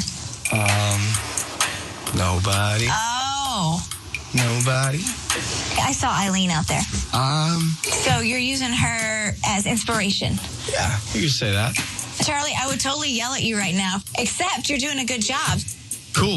How is he supposed to take that negatively? That's like positive feedback. He's being told to act while singing. He looks over, gets actual inspiration, and then does the acting. And then Nikki's like, hey, good job, Charlie. And it's like, how is he in that moment not supposed to take it from that? Like, oh, I did good. I did really good here. It's wild. Tyler sings Smile by Charlie Chaplin. And Robert says they almost didn't make it in the bottom three because they are getting better. But performance-wise, it was good. It's just a little boring for me. I just don't think Tyler has that it factor. Like they don't have anything that's extra that's going to really bring anything to the performance. Tyler, again, talks about their sexual and romantic life just starting, maybe because they're a teenager, but also because they're going through a transition and there's a lot to process. And that's why they're maybe having trouble this week. And to be fair to the showrunners, they're giving Tyler like a pretty long leash here. Like they're totally being understanding and supportive of, how unique Tyler's situation is compared to the rest of the contestants. Ryan does say, unfortunately, the others on the show, on the competition show where the show is you have to compete, the others are just more ready than Tyler. And that's unfortunately the reality of the reality TV show. He says he wants Tyler to focus on being a character to maybe help their performances, like get in the headspace of somebody else rather than themselves. Michael, Chicago legend, comes out and he sings Lucky by Jason Mraz. And it's very boring, but it's like technically a good vocal performance. But he forgets the words partway through, but he keeps powering through. And that actually happens a lot in this season. I wonder if it happened a lot in last season where people forgot the vocals, but they maybe edited it out, because there's a lot of moments, especially in these last chance performances, where the people forget the lyrics, which makes sense, right? They get 2 hours to practice. It would make sense that you might flub especially if you don't know the song beforehand, or if you only maybe know it a little bit. Like I know the song Lucky by Jason Mraz, right? Like, well, you done me, you better have felt it. I tried to be, but you're so hot. Like, I don't know the words, even though I know it. Well, you done me, and you bet I felt it. I tried to beat you, but you're so hot that I melted. So if you give me 2 hours, of course I'm going to flub. Michael blames his nerves. He's similar to what's happening in the booth with him. He just can't quite nail it in the booth first try. And Ryan starts harping on him for choking so hard, which is fair. Like, again, it's a competition show. Like, there are other people who aren't choking. So he kind of fucks you up if you choke. He is lauded for his ability to take direction very well. And he's just told, hey, have more confidence and you'll be fine. But of course, not everybody can be fine. The casting sheets go up, and unfortunately, Tyler is going home. I do think this is a bit of a long time coming. Like, everyone on this season is extremely talented, including Tyler, but Tyler just isn't quite there yet to take that step forward. I'm sure that Tyler will be successful later in their life. And you know what? Let's look into it. Tyler has over 115,000 Instagram followers, folks. Yeah. Tyler's famous. But they haven't posted in nearly a year. Their personal website focuses on their work as a professional copywriter. So, you know, it's like writing scripts for TV ads effectively, working with a lot of big companies like Google, the New York Times, Calvin Klein, to be more LGBTQ friendly. And yeah, they're famous. And if you don't believe me, here they are pictured with Miley Cyrus at the AMFAR Inspiration Gala in 2015. They were Miley Cyrus's date to that gala, which is really cool. And at that gala, they met Ariana Grande and then became friends with Ariana Grande. And here they can be seen in Ariana Grande's music video for the song Positions, which is really, really cool. Shouts out Tyler. I think they're doing great things. And it's unfortunate that your time got cut on Glee, but maybe it was for the best. Episode 5 focuses on adaptability, and the episode starts out with Eileen and Charlie breaking up, and they're saying moving forward, they're just going to be friends. You know, it's just getting in too much in the way of the competition. Mario feels confident because he's adapting every day, and I do have to give props to Mario. I think if all things were fair, Mario would make it to the end. Knowing Ryan Murphy, I don't think Mario's making it to the end. Sorry. The homework assignment is You Ought to Know by Alanis Morissette, and the lines are given at random because, say it with me, adaptability. So Lily doesn't like this because Lily likes to be in control, not looking great for adaptability week for Lily. The special guest comes in and it's Kevin McHale, and Allie is excited and she mentions how she's always watching Glee to see if Artie ever moves his legs while he's in the wheelchair, and she says no, he's actually pretty great at it. Kevin announces that the homework assignment is now a solo, not a group performance. And so that's kind of fucked up because not everyone knows the lyrics, but this is a challenge of, say it with me, adaptability, folks. Come on. In the performance, Shanna, Nellie, and Allie's voices were just, I mean, they were made for this song. First of all, great song. And if you don't know the song, you ought to know it. Alanis Morissette is so iconic. She's so great. Blake was bad. Like Blake was not good in this moment, and Michael also not great, and I think Charlie went for it too much. So the guys were really struggling here overall. Kevin sort of reiterates this idea that I was saying. Michael was just blah. Eileen was great. Charlie was interesting that he changed the lyrics to be from the POV of a guy. So instead of saying like, is she perverted like me? Charlie did this crazy thing, and follow with me here. Is he perverted like me? And it's like, okay, it's not. Are we just denying bi people? Where's the bi visibility, Charlie? You could be dating a girl, and then the girl could be dating a girl now. Huh, Charlie? Huh? Everybody say hi to Molly. Hi, Molly. Hi, Molly. Hey, girl. I can't believe she came in here while I was screaming about Glee Project. Shanna did forget the lyrics like a lot of people did, but she killed the performance. Ultimately, however, Eileen wins this homework assignment. And the group number is announced as... ? Why? Because adaptability. I do think you got to tell them though, right? Like you're going to have to tell them eventually. You can't just not tell them the song they need to sing and dance for. Kevin mentions that it's not uncommon to come onto the Glee set and start doing things that they didn't know they were about to perform. And I don't doubt that one single bit, Kevin. The Glee set does not strike me as a very professional and well-maintained set. The next day, they get told the song, so I guess they just didn't have the knowledge of what song it is for 24 hours. And the song is Price Tag by Jessie J. We don't need your money, money, we just want to make the world dance. Shanna comes into the singing booth and Shanna nails things. Michael is also on fire this week, according to Nikki, which is great for us Chicago folk looking out for each other. Abraham struggles with pitch and timing. And to be fair, Price Tag by Jessie J. Ain't about the cha-chang, ain't about the bubbling. It's not exactly an easy song to sing. In the video shoot, they decide, hey, rich kids versus broke kids. We're doing class warfare, folks. Choreo is all learned on set because... adaptability. They're doing adaptability week. Charlie decides to go full on method actor and he creates a persona called Scott Campbell and he wants to be in character the entire day on set. So he's just acting like a pompous rich asshole the entire day. And Mario gets called up by Eric for not acting enough. But Mario's like, well, my character is that I don't act.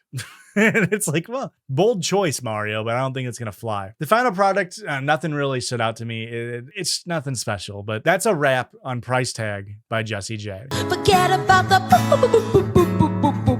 break it down. In the last chance performances, Eileen, Shanna, Michael, and Lily are all tapped as safe right away. They say, hey, get out of here. You were the 4 good ones. Get out of here. The other 6 are all singing duets. Then they'll pick a bottom 3 because adaptability. That's right, folks. Nellie and Blake get paired together and they get to sing Waiting for a Girl / Boy Like You by Foreigner. And they're both very good in their duet. Ryan and co love it, and they say to just add a little bit more aggressiveness and wanting to win the competition, aka confidence, folks. Confidence. It's the only thing they know how to give notes on. Allie and Abraham are paired together, and they sing Last Friday Night by Katy Perry. And honestly, it's not very good at all. And this is something that Abraham will start struggling with moving forward, is timing. Abraham always feels like he's like speeding, like he's going too fast for the song. And the voices also don't mix well. Allie suffers from like what I always say Rachel or Leah Michelle suffers from, which is her voice is very theater, and it doesn't really work with pop songs very often. Like you have to work harder for it to work with a pop song. It doesn't work for Allie here. And yeah, Abraham keeps shorting his words. Like, and when it comes to like Last Friday Night, right, you'd be like, the last Friday night, and like Abraham will sing is like last Friday night. Friday night. And it sounds very awkward, and it's something he struggles with a ton. To be fair to them, however, this isn't a duet song normally, and they kind of had to like make their own duet, and they did this thing where they passed words off, where it's like, there's a stranger in my bed, and like they would do word, and it didn't do well. It was a very poor choice on their end. The choreo was fun between the two. I will say their choreo was very, very fun, and they very clearly were good performers together. Ryan really didn't say anything other than Allie's like a young Dolly Parton. So I critiqued it a lot more than the guy whose job it is to critique it did. Maybe it's because he knows neither of them are going home this week.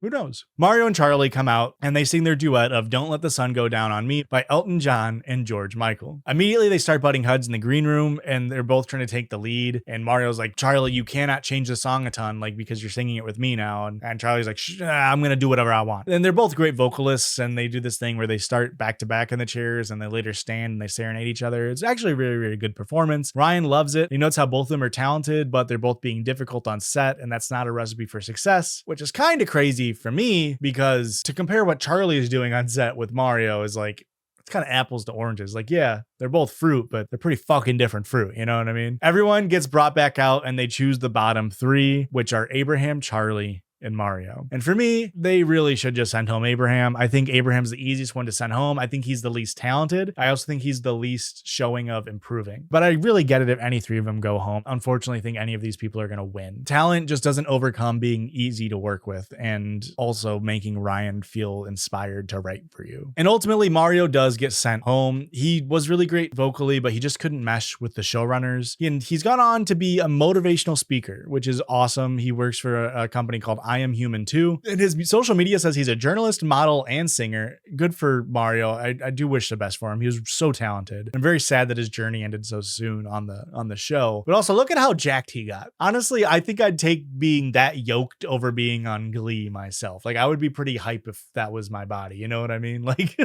shouts out Mario. I'm jealous of your pecs, man. Impeccable, one might say. Episode 6 focuses on fearlessness, something a lot of the people are struggling with still. And the homework assignment is Now That We Found Love by Heavy D and the Boys. And rapping is a challenge for everyone to be fearless about. Nelly, in particular, is very worried about her ability to be fearless and high energy while rapping a song that she doesn't know. The special guest comes in, and if you had to think of someone on Glee who is fearless, I think we all know who it is, and it is Jane Lynch, who plays Sue Sylvester. She talks about being an improv artist and how fear is never as founded as you think. It's honestly a really great moment for Jane Lynch, who, like, I think it feels like when she comes on these sets, she's like hopped up on 1,000,000 pounds of cocaine. Like she has so much energy, but I think it also makes sense when you realize like what she was saying, which is she did a lot of work in improv, you know, zip zap zooping, you know, her way to the top. So it makes sense that they would have her on as fearlessness, because hey, you know how annoying it is when you tell a joke and it doesn't land? Imagine doing that for 10 years as an improv artist. I can imagine you build a bit of a callus and you become a bit fearless. And the performance of the song, I think Blake stole the show visually. He was just moving all around the stage, and like secretly great move by Blake. Nelly forgets her lyrics, not ideal. Allie also does very, very well. Charlie sucked. Charlie stunk it up. Michael, however, really brought it. So we're actually seeing a lot of characters, or a lot of people on the show, get better and better each week. Like, and early in the season, Michael wasn't even a forethought, like a second thought. Like I didn't even say his name until like episode 4, but now he's really starting to come across as like one of the top contenders for the show. When it comes to Jane's thoughts, she didn't think any of the guys really went for it that much. Kind of crazy because Blake was running all over the place. Eileen got a lot of flowers, and Nelly sort of got chastised for being a little reserved and forgetting the lyrics. But ultimately the winner is Lily, which again, makes sense. Lily and Jane Lynch sort of have that same energy, that like over the top, always going boom, boom, boom, boom, boom energy. In the Gore Up number, which is how my typo on the Google Drive Sheets version is, we get a mashup again, of Hit Me With Your Best Shot by Pat Benatar and One Way or Another by Blondie, which is like the most cliche mashup you could ever fucking do in the entire fucking world. They're also adding a slushy fight to this shoot, so you have to be fearless while getting slushied. And I read somewhere that in season 3, they have the scene, right, where they slushy Blaine and it hurts his eye. And apparently they only ever used slushies on the very first time someone got slushied, or they only really used real slushies in episode 1 of season 1 of Glee. Other than that, it was like fake slushies. They use real slushies on the Glee Project, and that kind of feels fucked up. like you're telling your like full-time actors like, oh yeah, we're not going to put you through that. But then on this show, they're like, no, you're getting hit with the ice cold slushies. So like when they did it in season 3 and they blinded Blaine, I think they used a real slushie to get his like reaction of like being in pain, but feels weird that they're doing it here. I don't know. All of that could be fake. I didn't fact check a single lick of what I just said. Sorry. Also, this music video is taking place at a high school swimming pool, and they say that there's going to be no choreo, which is now the 3rd time this season Zach is like, I'm not doing choreo. When it comes to the music video shoot, they focus on costuming, and everybody is put into that, competitive swimwear, the leotards, is that what they're called? Of, the red skin tight, like lifeguard outfits. And Nellie gets very uncomfortable because she's not comfortable in her body, and she's like trying to find consolement from Blake, Abraham, and Charlie. Not a great group to go to for consoling. They aren't really giving her anything back. Charlie and Eileen cannot keep away from each other at this point. They are sneaking around, they're making out, they're snuggling, and they're talking about maybe being boyfriend and girlfriend. Who cares? I mean, I guess they're building drama for when one of them goes home eventually. So I guess that's why they included it, but I don't care. Sorry. Unless they can both win and it's really cute in like a Lady and the Tramp moment, I don't need to know about their relationship. When it comes to the singing booth, Charlie is not doing great in the studio, and he keeps looking over his shoulder out the window at the other kids during the session. He already got notes not to do that, so I don't know what the fuck you're doing, Charlie. Abraham did get his props, but I think he kind of sucked in the booth. I think they're maybe trying to like build up his confidence a bit. And Michael tried to do something like different, but Nikki hated it and sort of talks about how he's overthinking everything he is doing. Maybe he just needs some confidence. At the video shoot, Eileen is struggling with the first slushie, and every time she gets slushied, she starts laughing instead of getting serious, which again, yeah, I mean, that's how some people deal with being uncomfortable. They really harp on this being a negative for Eileen. Charlie not doing well, not lip syncing well. And Nellie is tasked with doing the, like the getting out of the pool sexy with the hair flip thing. And they just keep putting Nellie into this situations. And it's like, why not use any other actor? I get that you're maybe trying to test her, but she showed she can do it. By putting her like repeatedly into it, you're just kind of fucking with her mental, In the one-on-one, which I only mention the one-on-ones if they're interesting. A lot of them aren't. But in the one-on-one, Jane tells Lily to really focus on being a character to get better. And so Lily does create a character to help her with the shoot, and she starts spraying people with the hose, and she's really nailing it to her credit. And then Allie decides, originally she wasn't going to get slushied, but Allie's like, no, I want to get slushied. And the showrunners show their credit. We're like, oh, are you sure? Because Allie has like an extreme aversion to like changes in temperature. And of course, because she is paralyzed from the waist down, if she is uncomfortable with all of the slushy on her, she can't like move or like, easily get away from it. And she's like, no, I really, really want to do it. I want to be fearless. So she does it, and she gets this mega slushie, which all the other people were getting. So she's like, I want to be included. And it doesn't go well for her. She reacts very, very negatively.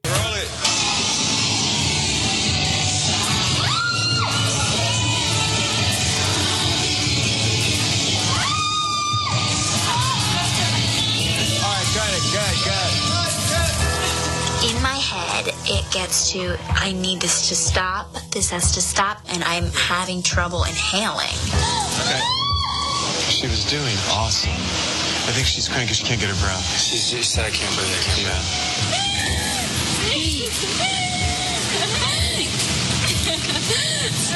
And I'm trying to laugh because I don't want anyone to see that I couldn't do this. But I think we all know that on the Fearless episode, that will go very far in the judges' hearts. So for the final product of the music video, Eileen was smiling when she got slushied in the opening shot. Not great for Eileen. And for all the shit that Nellie was getting, again, she did the sexy pool exit really well. So they keep like yelling at her, but she's nailing the stuff. Like, I don't know why they keep yelling at her. Abraham is definitely the weakest performer left, though.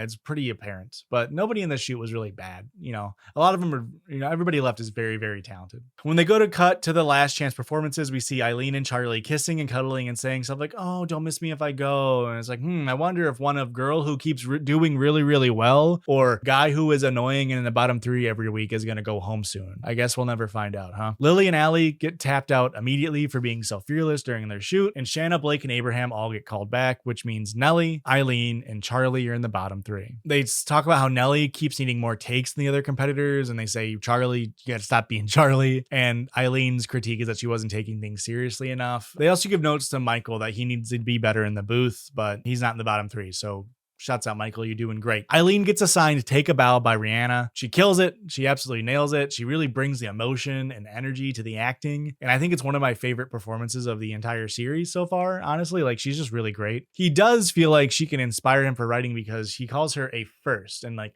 how being a first on TV can, like, you know, inspire a bunch of people. And like, there are other Turkish Muslim people in the world. Like, I don't know. There's such a weird way he phrased it. It just rubbed me the wrong way. And it kind of goes back what I said at the very beginning of the video, which is like, I don't trust Ryan Murphy to write an Eileen character. I want Eileen to win. I think she's really talented. I don't trust Ryan Murphy as far as I can throw that guy. Charlie performs It's Not Unusual by Tom Jones, and he says he's never heard it. And I just wrote a million question marks on the script because what? How have you never heard It's Not Unusual by Tom Jones? Am I too old? Am I old now? I feel like when I was 18 in 2012, I have heard It's Not Unusual to Be Loved by Anyone. Like, that's such an iconic song, right? He Charlie's the performance, which is used here in the positive. He's really good and big and he owns the stage, and I just really don't like him personally. Like, he's like the worst version of an annoying theater kid. He gets down into the auditorium seating and like walks around and ends up putting his arm around Nikki while he's singing, and he's singing to the judges and he's like singing directly to Ryan Murphy. Like, he puts Ryan's name in the song.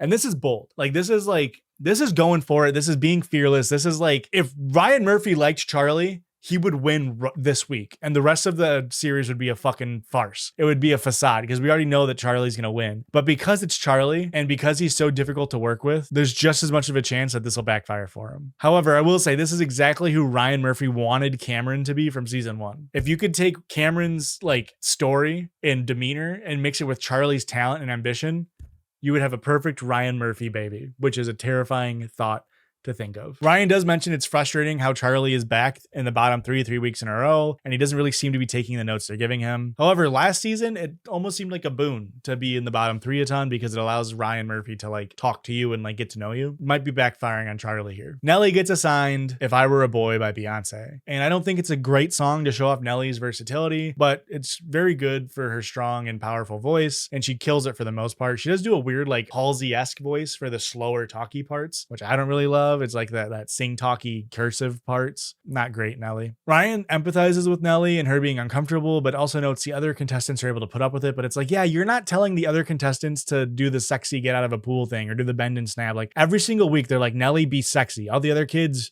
be confident.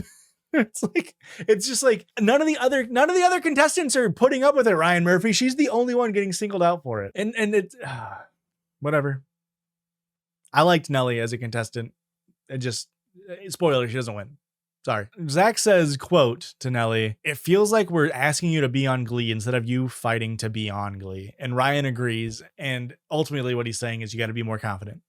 So going home is here. Going home time. And unfortunately for Eileen, Charlie's reign has come to a close. It does feel strange because he's just a more theater kid version of Cameron, like I said. And it's like, he very clearly like just cannot get his ADHD under control, which sucks. It sucks that he's being like kind of discriminated here because of his ADHD, because he's killing it. He's kind of like if Chris Colfer was younger, or I mean, but Chris Colfer was 19 when he went on Glee. It's like if Chris Colfer was a little bit more immature. It's that same energy, and he's a super dynamic performer. He just couldn't quite stay on. I don't think he's the weakest person left in the show by far. I would say Abraham and Nellie both are worse overall performers, but it's still time for him to go. So Charlie and Eileen kiss each other goodbye as Charlie leaves the competition. His full name, Charlie Lubeck. He now performs under the name Charlie Moon. He's an LA-based neo-folk artist, which means I will not be listening to him. He has 69 monthly listeners on Spotify as I write this, which is nice. He is still doing small shows that you can find on his website. However, he is not still with Eileen, so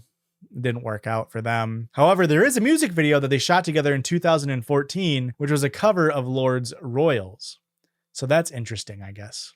Episode 7, we're really getting into the back part of the series here, and the episode's focus is theatricality. Blake and Michael sort of talk about how good friends they are, and it does suck having to compete against your best friend, but I think they're kind of just trying to replace that Eileen-Charlie storyline that they now can no longer lean on given Charlie has departed. There's 3 guys and 5 girls left, and they're all starting to get very, very competitive. Their homework assignment is I Hope I Get It from the musical The Chorus Line, and they divvy up the parts as they normally do, and Nellie is like super excited. She's super up to the challenge of the week, and Lily, the natural theater kid, is very, very up to the task as well. However, Eileen does feel upset and on edge because of Charlie. And this is where they really start to play into the Eileen and Lily not really liking each other storyline of this season. She says she's not a fan of Lily's over-the-top theatricality, ironically enough, for the week that they're focusing on theatricality. Special guest comes in, and it's Grant Gustin. Yeah.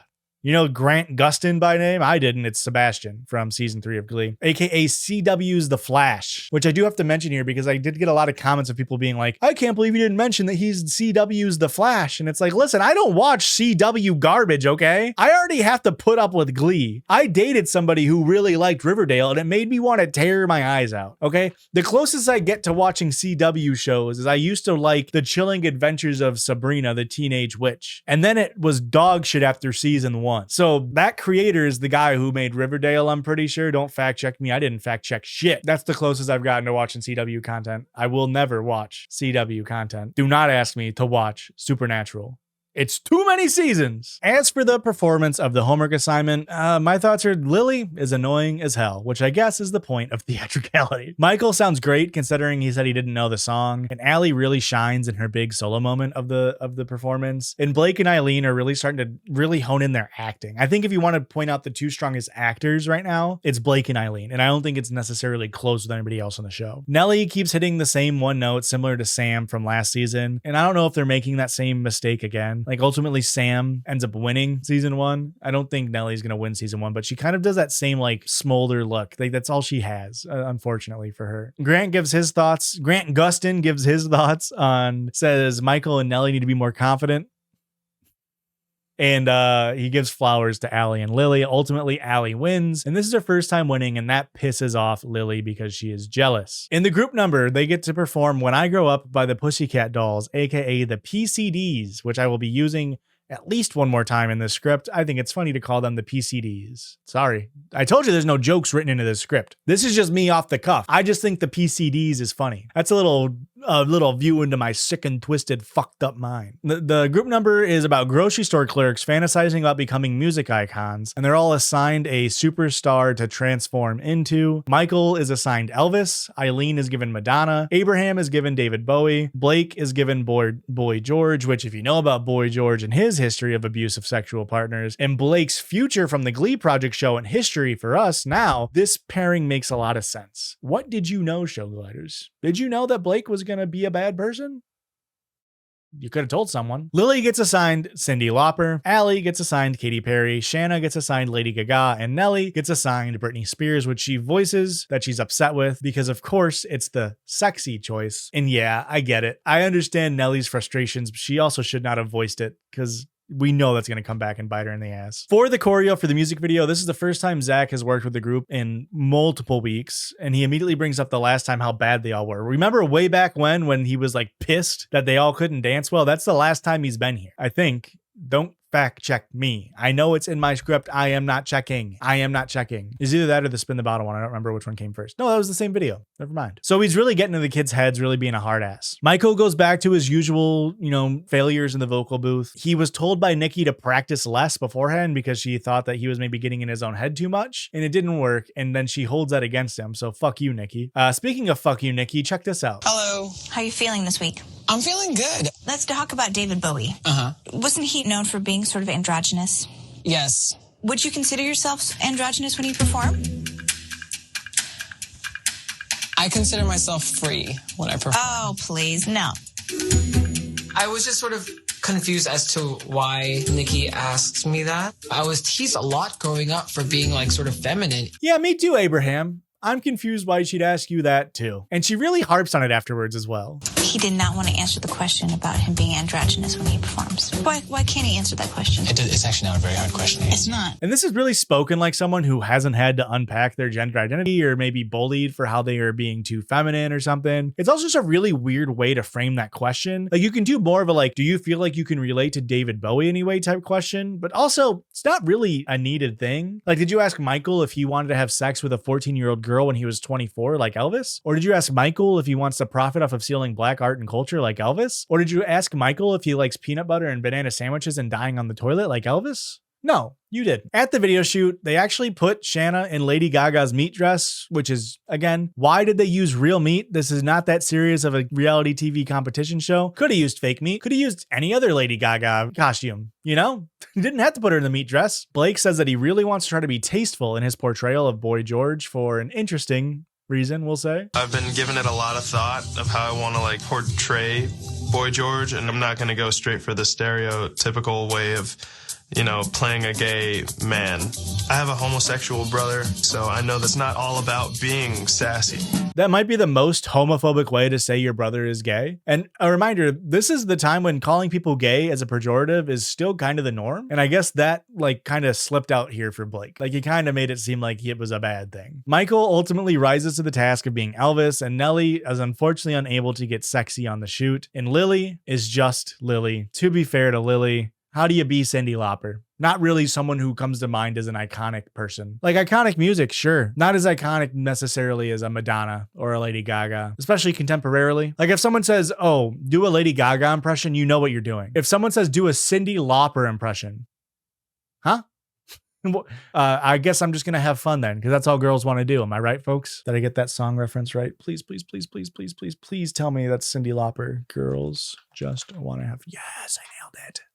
Thank you. And of course, over time, the meat dress on Shanna starts to go bad and it smells terrible. They were on set for multiple hours. So of course the meat starts to like stink, and Shanna is putting up with it. So I guess they say like, hey, good job, Shanna, for putting up with our horrible decision. They cut back to the one-on-one, and Allie is asking for direction from Grant on how to make pop music sound more theater or vice versa. And again, this is something that Leah Michelle struggles with as well. And also Lindsay Pierce. So it's interesting that like she sort of like agrees with my assessment, which is like, they don't really mix super great. Like, you have to work extra hard, which is kind of what Grant says. Like, you just got to work on it. Be more confident. The final product of the music video, the PCDs were a really great choice for a lot of the contestants. Not really Lily, like she kind of feels out of place in all the shots. I just think they didn't really do her justice here. And Nellie also did look really awkward in her like sexy fruit shots, but maybe we can play a clip, Blake, of the angle they were doing, or just show an image. Because the shot that they were shooting, it's like the iconic like Britney Spears angle that she is like kind of known for, but they didn't get the camera up high enough in my opinion. And so it just looks like she's kind of half laying on a fruit stand, and it looks awkward, and I think that's part of why Nellie was struggling. So we get to the last chance performances. Immediately, Allie gets called back, and it makes sense. She's been killing it recently. Shanna, Blake, and Eileen also all get tapped out. This all also makes sense. Allie, Shanna, Blake, and Eileen are the top 4 performers, in my opinion. Michael gets chastised by Nikki for not practicing enough, which again, fuck you, Nikki, you told him not to prepare. Nellie gets the same note as always, which is that she's not going hard enough. Nikki also yells at Abraham for not being out of his shell enough, and he tries to voice how that comment about being androgynous really upset him due to the bullying that he received as a kid, and it distracted him. And she says, well, I didn't mean it like that, so sorry if you got offended. And it's like, what a lame fucking apology, quote unquote, from fucking Nikki here. Like, come on. You're an adult. Lily gets chastised for not really finding a character, and she just performed as Lily, which we'll touch on that later on. Nellie goes to perform, and she gets assigned the song I'm the Only One by Melissa Etheridge, and it's a banger song and a banger performance vocal wise, but you're really not getting much from Nellie and her stage acting and presence, and you can tell she did try a bit more than in usual times. But I think she said at some point that she did a lot of jazz singing as a kid, like singing in jazz bars, so it makes sense that she maybe isn't very natural with moving around while singing, more of a park and bark, as they say on Glee. Ryan says that he really liked her passion, but when asked what she was thinking about during the performance that like inspired her passion, she goes, I I don't know. It's like, come on, Nelly, girl, I'm rooting for you. You just gotta lie. Just be like, oh, I was thinking about being on Glee and how fun that would be. And then you get to stay on the show, and that's cool, right? Abraham gets assigned Stereo Hearts by Gym Class Heroes and Adam Levine. And before he takes the stage, we get this weird interaction between Ryan and Nikki. Who's next? Abraham? Abraham is Bowie, I thought was funny. He is like Bowie in that he's androgynous, and I think people would like that about him. I completely agree. But he did admit that just even bringing up the word androgynous to him in the studio sent him into a tailspin. We got to talk about that because I think he feels everything is a sexual threat, this kid.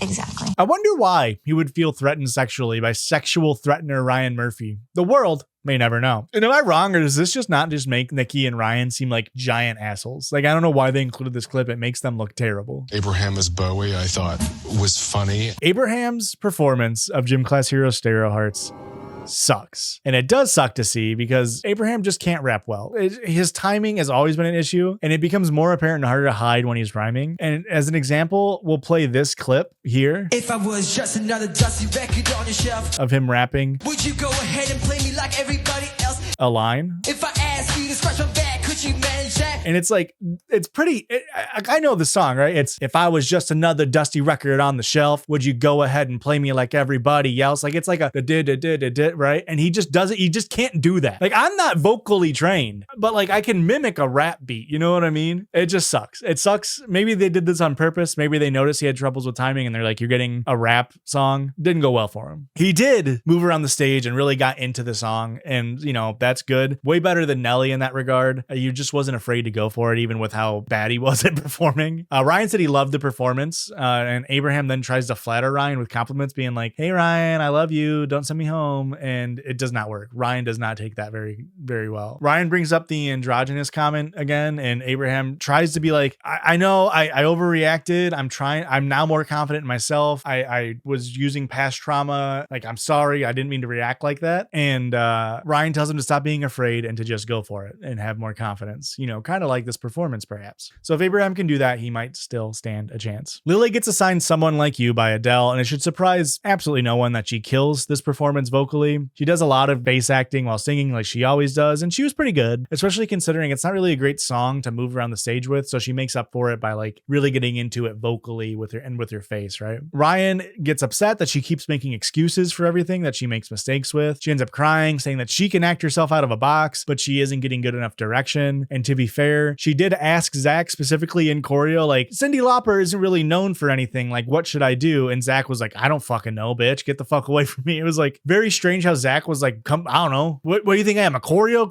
teacher? So it's not entirely on, Lily's not entirely wrong here. Lily did try to get direction, and her coach failed her. If it were up to me here, I'd say Abraham or Nelly would be going home, but also Lily wouldn't surprise me. I don't think any of these three are showing their coachability as much as the others still on the show. Ultimately, however, Nelly does get sent home, which I think if you're going to talk about like inspiring the writers, I think Nelly's the most inspirational for the writers out of the three because you already have a Tina character you can fall back on. Tina's going to become like the main character of season 4. You can allow Nelly to slot into that like old Tina, like quiet goth, you know, girl who needs to come out of her shell. It unfortunately didn't come to fruition. Nelly gets sent home, and every cut at this point is a very talented performer. She just couldn't feel as confident as she needed to amongst her peers. Now, Nelly's post-Glee Project career is actually very interesting. Her name's Nelly Weitenheimer, and according to her Instagram, she's a set dresser for Leica Studios, which you might recognize because they are the studio who made Coraline and also Paranorman. And she's done a lot of work with stop motion animation. In her website, she cites working on shows like Robot Chicken, the upcoming movie Wildwood, and she also worked on Once Upon a Time in Hollywood, which of course stars Brad Pitt and Leonardo DiCaprio. So it's really cool like how much success she's had in this industry that isn't performing, but instead doing stop motion filming. It's very interesting. She hasn't posted on Instagram in 44 weeks, which seems like a weird trend that like most of these contestants stopped posting on Instagram like a year ago. I don't know what happened a year ago on Instagram that like made everybody stop posting on it. Maybe I'm out of the loop. I don't use Instagram other than to post social media clips. So maybe I'm sure I'm in the dark about something, but I'm glad to see she's found such success in a creative field post Glee Project. And unfortunately, you can really tell Robert was really liked her. Like Robert, the casting director, the guy who might know a thing or two about casting people, like Nelly was like his pick. He was always fighting for her. But unfortunately, what Ryan Murphy wants, Ryan Murphy gets. And Ryan Murphy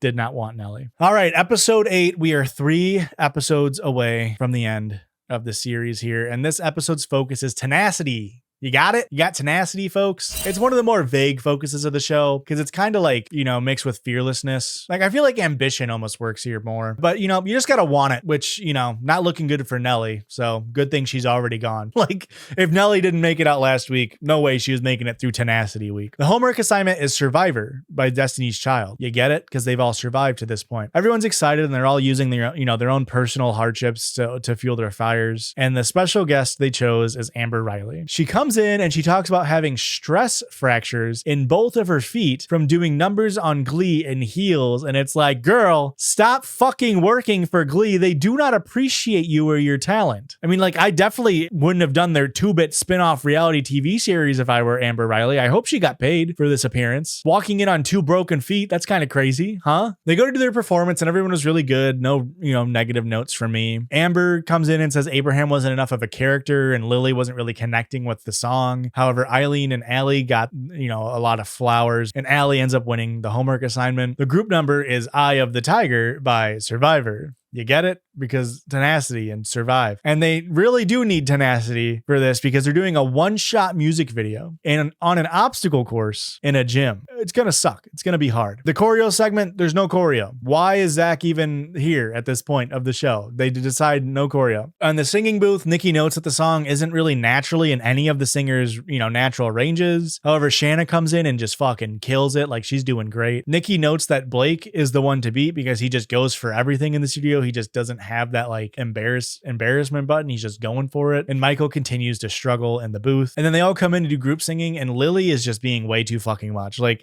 she only has belt. That's all she knows how to do is just sing super loud. And she starts drowning out the other singers. And they actually stop singing. And Nikki says like, okay, Lily, we're gonna need to take a second. Like, you're being too loud. And then Eileen like jokingly is like really fucking loud. And then everybody laughs. Lily takes this really fucking personally. She's like, I can't believe you would say that. That's something I'm self-conscious about is singing loud. And it's like, I get being self-conscious about being a loud talker. I have friends who are loud talkers. I'm kind of a loud talker sometimes. And it's, you know, people who just naturally get excited, right? And they want to talk and they want to talk really loud and fast. You can choose to sing quieter. Like, no one's like forcing you to sing loud. I don't understand how you can be self-conscious about singing loud.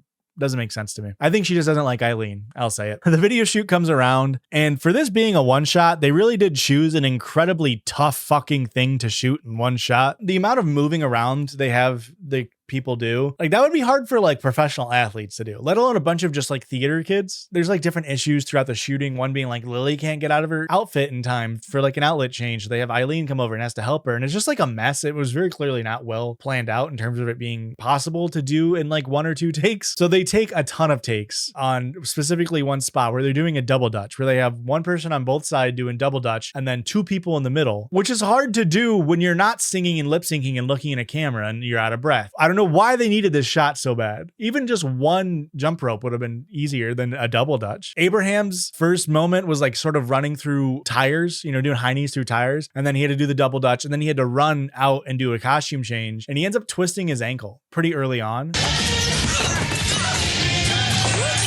Cut.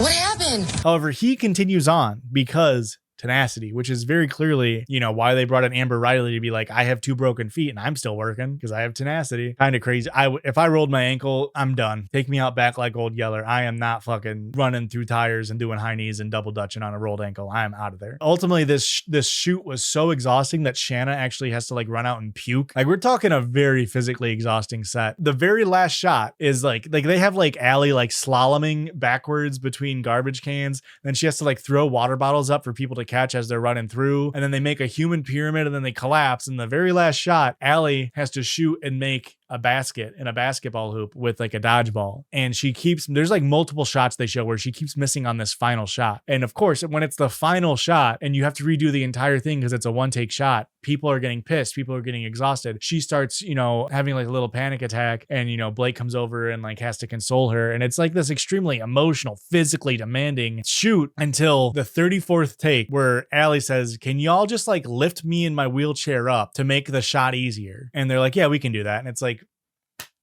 They could have changed the fucking shit the whole time. Why didn't they make it easy, you know? Maybe Blake, while I'm saying that, like show some of the obstacles, because like the obstacles are crazy. Like it's actually physically demanding shit. So on the 34th take, and maybe we can show this too, Blake, on the 34th take, the very last one where they're getting it, they lift her up and she goes to shoot and there's a fucking cut.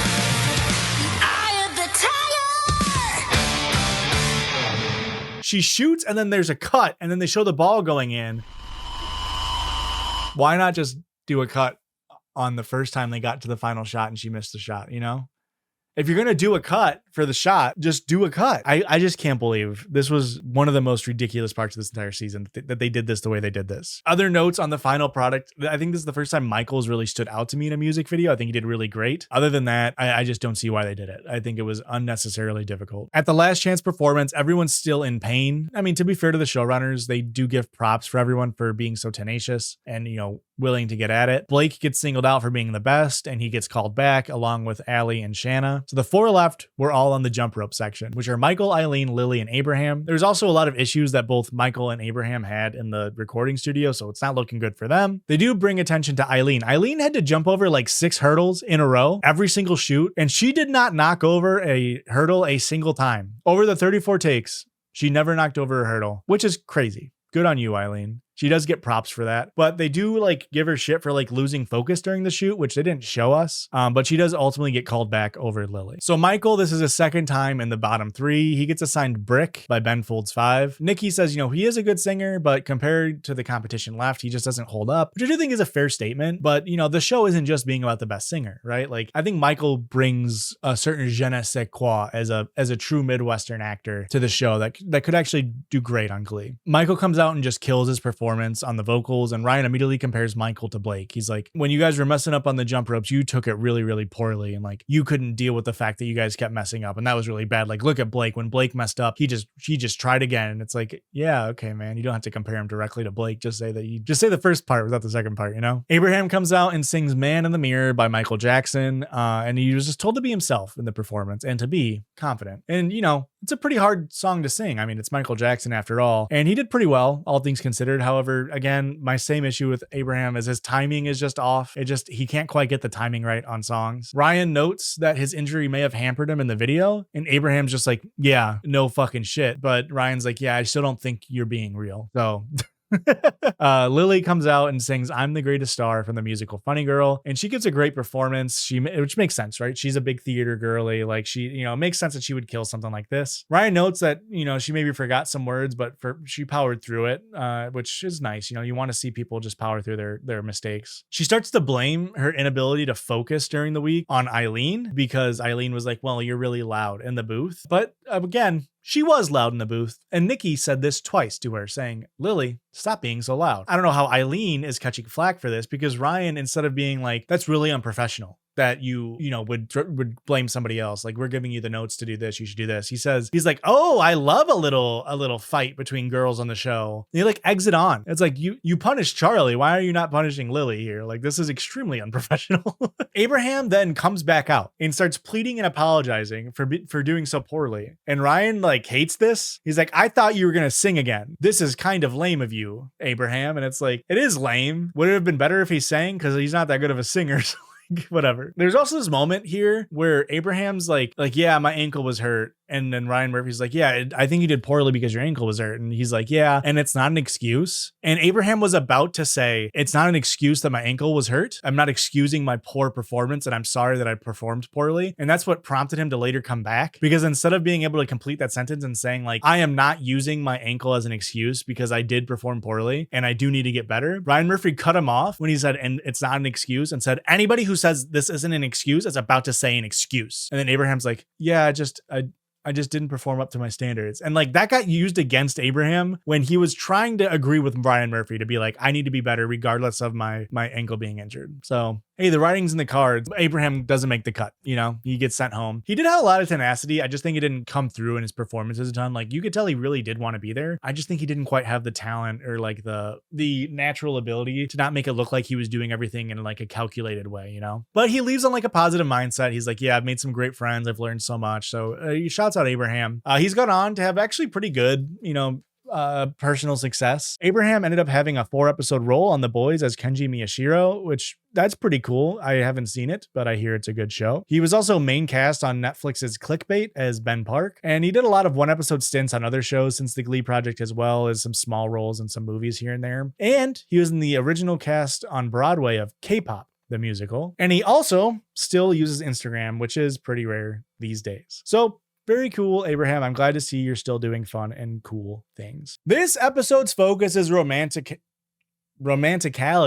Not sexuality from earlier. It's romanticality. And yeah, this doesn't maybe bode well for being awkward and uncomfortable on set, but we'll see. I did write here that there's 2 guys and 4 girls left in the competition. And I wrote, I'm sure this won't lead to weird sexualization and fetishization of lesbians. And it didn't. So I'm glad to have been wrong in my predictions, because I think they actually handled the fact that they had a girl-girl couple fine.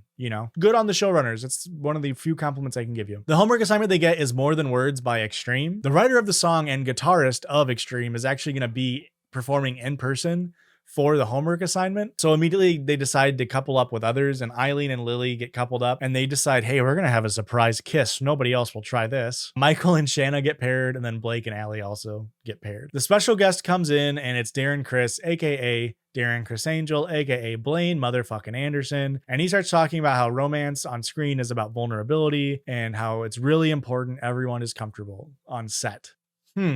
Performance-wise, everyone was really good. I don't know what you want me to say at this point. Everyone is very good left on the show. Shanna and Michael have a very awkward kiss/peck. It's very awkward. Does not look good at all. Eileen and Lily just fucking go for it with their kiss. Good on them. Like, they clearly don't like each other, but they're both professionals. They're just, rolling with the flow. And Allie and Blake rub noses instead of kissing, which actually feels more romantic on the scene. And I think it plays really, really great. Blaine does chastise Shanna and Michael for being stiff. And I'm gonna be for real, even though I support my boy. This is definitely a Michael issue, not a Shanna issue. Eileen and Lily did feel more melodramatic to Blaine, and it didn't really work for Blaine. However, Blake wins for being natural and playful. They tell him that the group project is We Fell in Love by Rihanna, and it's sort of focusing on high school students in detention on the weekend as they sneak off for romance while the teacher is gone. Blake gets to choose his partner for the music video since he won the homework assignment, and he chooses to be with Allie again, which I think is a really good choice for him. I think they're 2 of the best performers left. Why not stay together? Eileen and Shanna get paired, and then Michael and Lily get paired, and Lily gets really upset that she's not paired with the hottie Blake. Boo fucking who, Lily. The show isn't about your crushes. When it comes to the music video, guess where Zach is? Not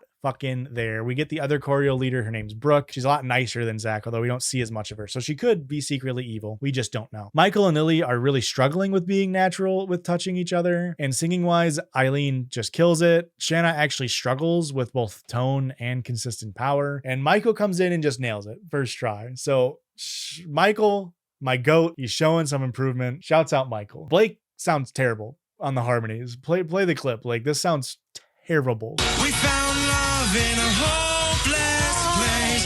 We found love in a hopeless place. Stop.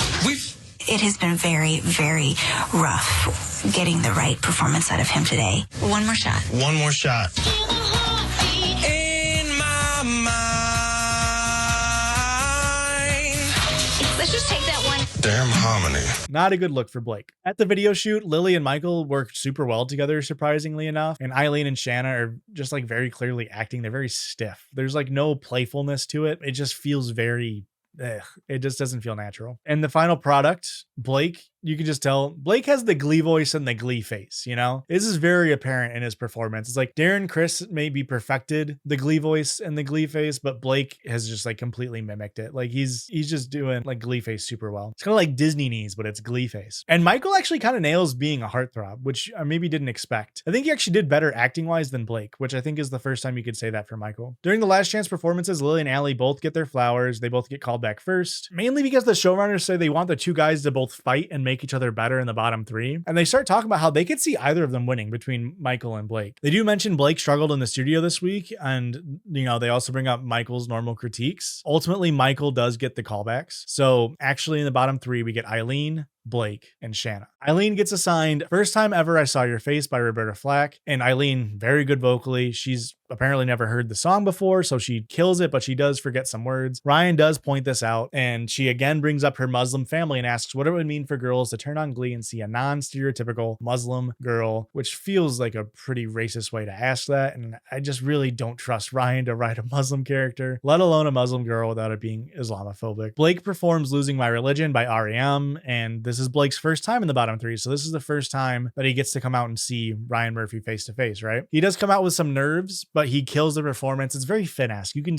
totally see him slotting into that jock character type. Ryan says he wants to be more vulnerable because it makes him more interesting to write for. I fucking hate Ryan Murphy. I don't know if I've said that before. Shanna gets assigned Stronger by Kelly Clarkson. This is also her first time in the bottom three. Her critique is that she's too bubblegum. She's too happy. She's too, bubbly. So she comes out in a bright red dress and red lipstick, and she fucking kills it. I mean, this song was made for her to sing. She absolutely kills it. Shanna secretly this whole time has been one of my favorites as well. She's just really, really, really talented. Ryan asks how she feels about being in the bottom three, and she stays confident and talks about how hard she wants to be on Glee, but he says he can't really see a role for her and that she's not inspired, which is insane considering how talented she is. She's also from Alabama, I believe. Like, you can do the Southern Belle thing. Like Shanna has so many avenues that you could do. It's crazy to me. And like, you're also losing Quinn, right? Like, Quinn's graduating. Why can Shanna not be the new head cheerleader in charge? Like, I don't get it. I don't get Ryan Murphy's shriveled up little fucking brain,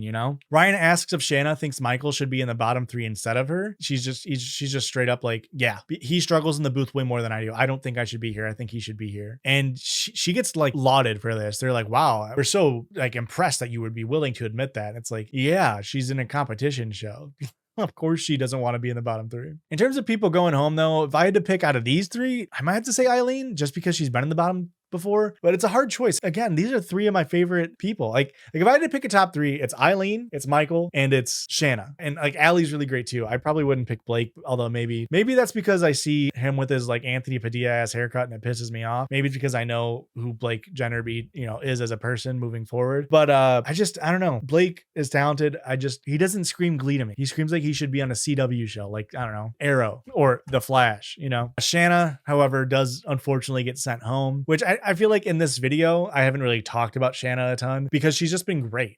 She doesn't ever struggle with performances. She kills everything she does. And it's one of those moments where it's she never made it in the bottom three. So you didn't get to spend as much, Ryan Murphy didn't get to spend as much time with her. And I think she suffered for that. I think Michael or Lily both could have been sent home. I don't see what Lily brings to Glee. I don't see what Michael brings to Glee, but unfortunately Shanna does go home. And unfortunately, I seem to have a better eye for talent than Ryan Murphy. But wait, this is the first time that I've noticed this, but as Shanna's performance ends, at the end, they do the singing "I'm sad, I'm going home" song. Right when she's about to get done singing, Blake put the screenshot from 4251. It says, quote, "The mentors considered input from the producers and oxygen in reaching their decisions." Which, what the fuck? Does that not undermine the entire competition aspect of this? Apparently this is at the end of every episode, but they hide it in the next time on the Glee Project. They put it back there to put it so visibly right when the person's, because I skip that shit, right? I'm already skipping to the next episode. I want to watch the next episode. So this is the first time I've seen this. It kind of feels intentional that they put it there. And maybe the showrunners wanted to send somebody else home, but maybe Oxygen came in and was like, well, we got to keep Eileen on. She's good for the ratings. You know what I mean? I don't know. I'm just a conspiracy, but it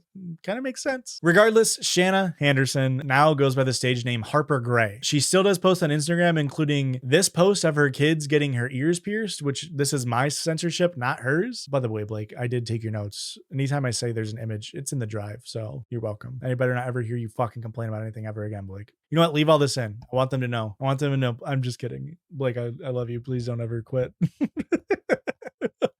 Anyway, you don't need to put all that in. She does still post on Instagram, including this post of her kids getting her ears pierced, which is my censorship, not hers. And I know there's multiple sects of the internet that have a reason to be upset about a post like this. So I'm just going to give y'all a second to be mad about either A, a kid getting their ears pierced, or B, this person posting their kids for content. So y'all get upset. I'll wait. Okay, so she does boast nearly 50,000 Instagram followers, and her bio describes herself as a writer, but her personal website doesn't have anything on it besides a newsletter email sign up thingy, which I will not be signing up for. She's also posted some music and was in a TV movie called Broken Things in 2014, and she was the co-executive producer on Gloria Gaynor's documentary I Will Survive. But other than that, I can't really find much about Harper Gray, aka Shanna Henderson. The penultimate episode, folks, and this is about actability. How well can they act? We will see 2 of the remaining 5 contestants going home this week, and if we're judging on actability, I'm sad to say Michael is fighting an uphill battle. The others all could act pretty well enough, so we'll see how everything plays out. Homework assignment is Addicted to Love by Robert Palmer, and Michael is the only one who knows it, which, you know, it's good for his chances, at least at first. Allie has some words for the audience, and also maybe some shots fired at the Glee cast. I think this theme is essential to the competition because if you can't act, then you shouldn't be on Glee. I'm sorry, if you can't act, then you shouldn't be on Glee? Damian McGinty, Samuel Larson, literally both won this competition last season, and the only thing that they can act is a fool? This is the only joke that I have written down and prepared so far in this script. Any notes, punch-ups? I thought it was a pretty okay joke. Let me know down below. The special guest then comes in, and it's Diana Agron, and I don't even think Diana Agron's one of the strongest actors on Glee, but she's also not the worst, but I feel like she's kind of one note. Like, she does crying and like sad scenes very well. But other than that, is she not just like, Puck, I'm having this baby. Ben, I didn't want you to sing to my parents. Shelby, I want to be in your girl group. Like, is that not how she always acts? You know what I mean? She tells everyone just to allow the surroundings of the show affect them and not just focus on the words that they're singing, right? Because like when you're singing, you're trying to hit your notes, you're trying to remember your words, but you really get to feel the moment when you're acting. She will be holding up flashcards with an emotion on it. So that way, as the contestants sing, they must match their emotion to that singing, which means Michael is fucked. R.I.P. Michael. Also, R.I.P. to anybody with autism. So I guess good thing Charlie got kicked out earlier in the show. When it comes to the performance, Blake absolutely kills it. He's got to be the person to beat this week. And apparently he does have training in acting before the Glee Project. So that makes sense. Diana says that Lily didn't go big enough with her acting, but does give flowers to Michael, Blake, Eileen, and Allie, which means only Lily caught criticism, which is a big fat ope from Midwest me. The winner, surprising to everyone, is Michael, which is hell yeah. Gotta love my Chicago boy getting his flowers and his chance to win here when the cards were stacked against him. The group member that is chosen is Perfect by Pink. And just a real quick reminder that there can only be one winner of the show and 2 contestants will be going home this episode. So I guess you can say that this week's group project will help determine 1 with the pink and 2 will be gone after they stink. It's a real reverse shocker scenario, folks. That was the second joke that I've written for this script. Thoughts? Let me know down below. Also, the music video they're doing, they're sort of making like a movie trailer with the music video being the movie trailer for a movie that doesn't exist. So they cast everybody in a role. And stop me if this sounds familiar. Eileen is cast as a Turkish girl from a conservative Muslim family who thinks their daughter is perfect, but she's actually dating the high school quarterback. Also, she's pregnant. So it's just Quinn's story from season 1. Just swap out Muslim for Christian. And they're just reusing Quinn's storyline from season 1 for this bit.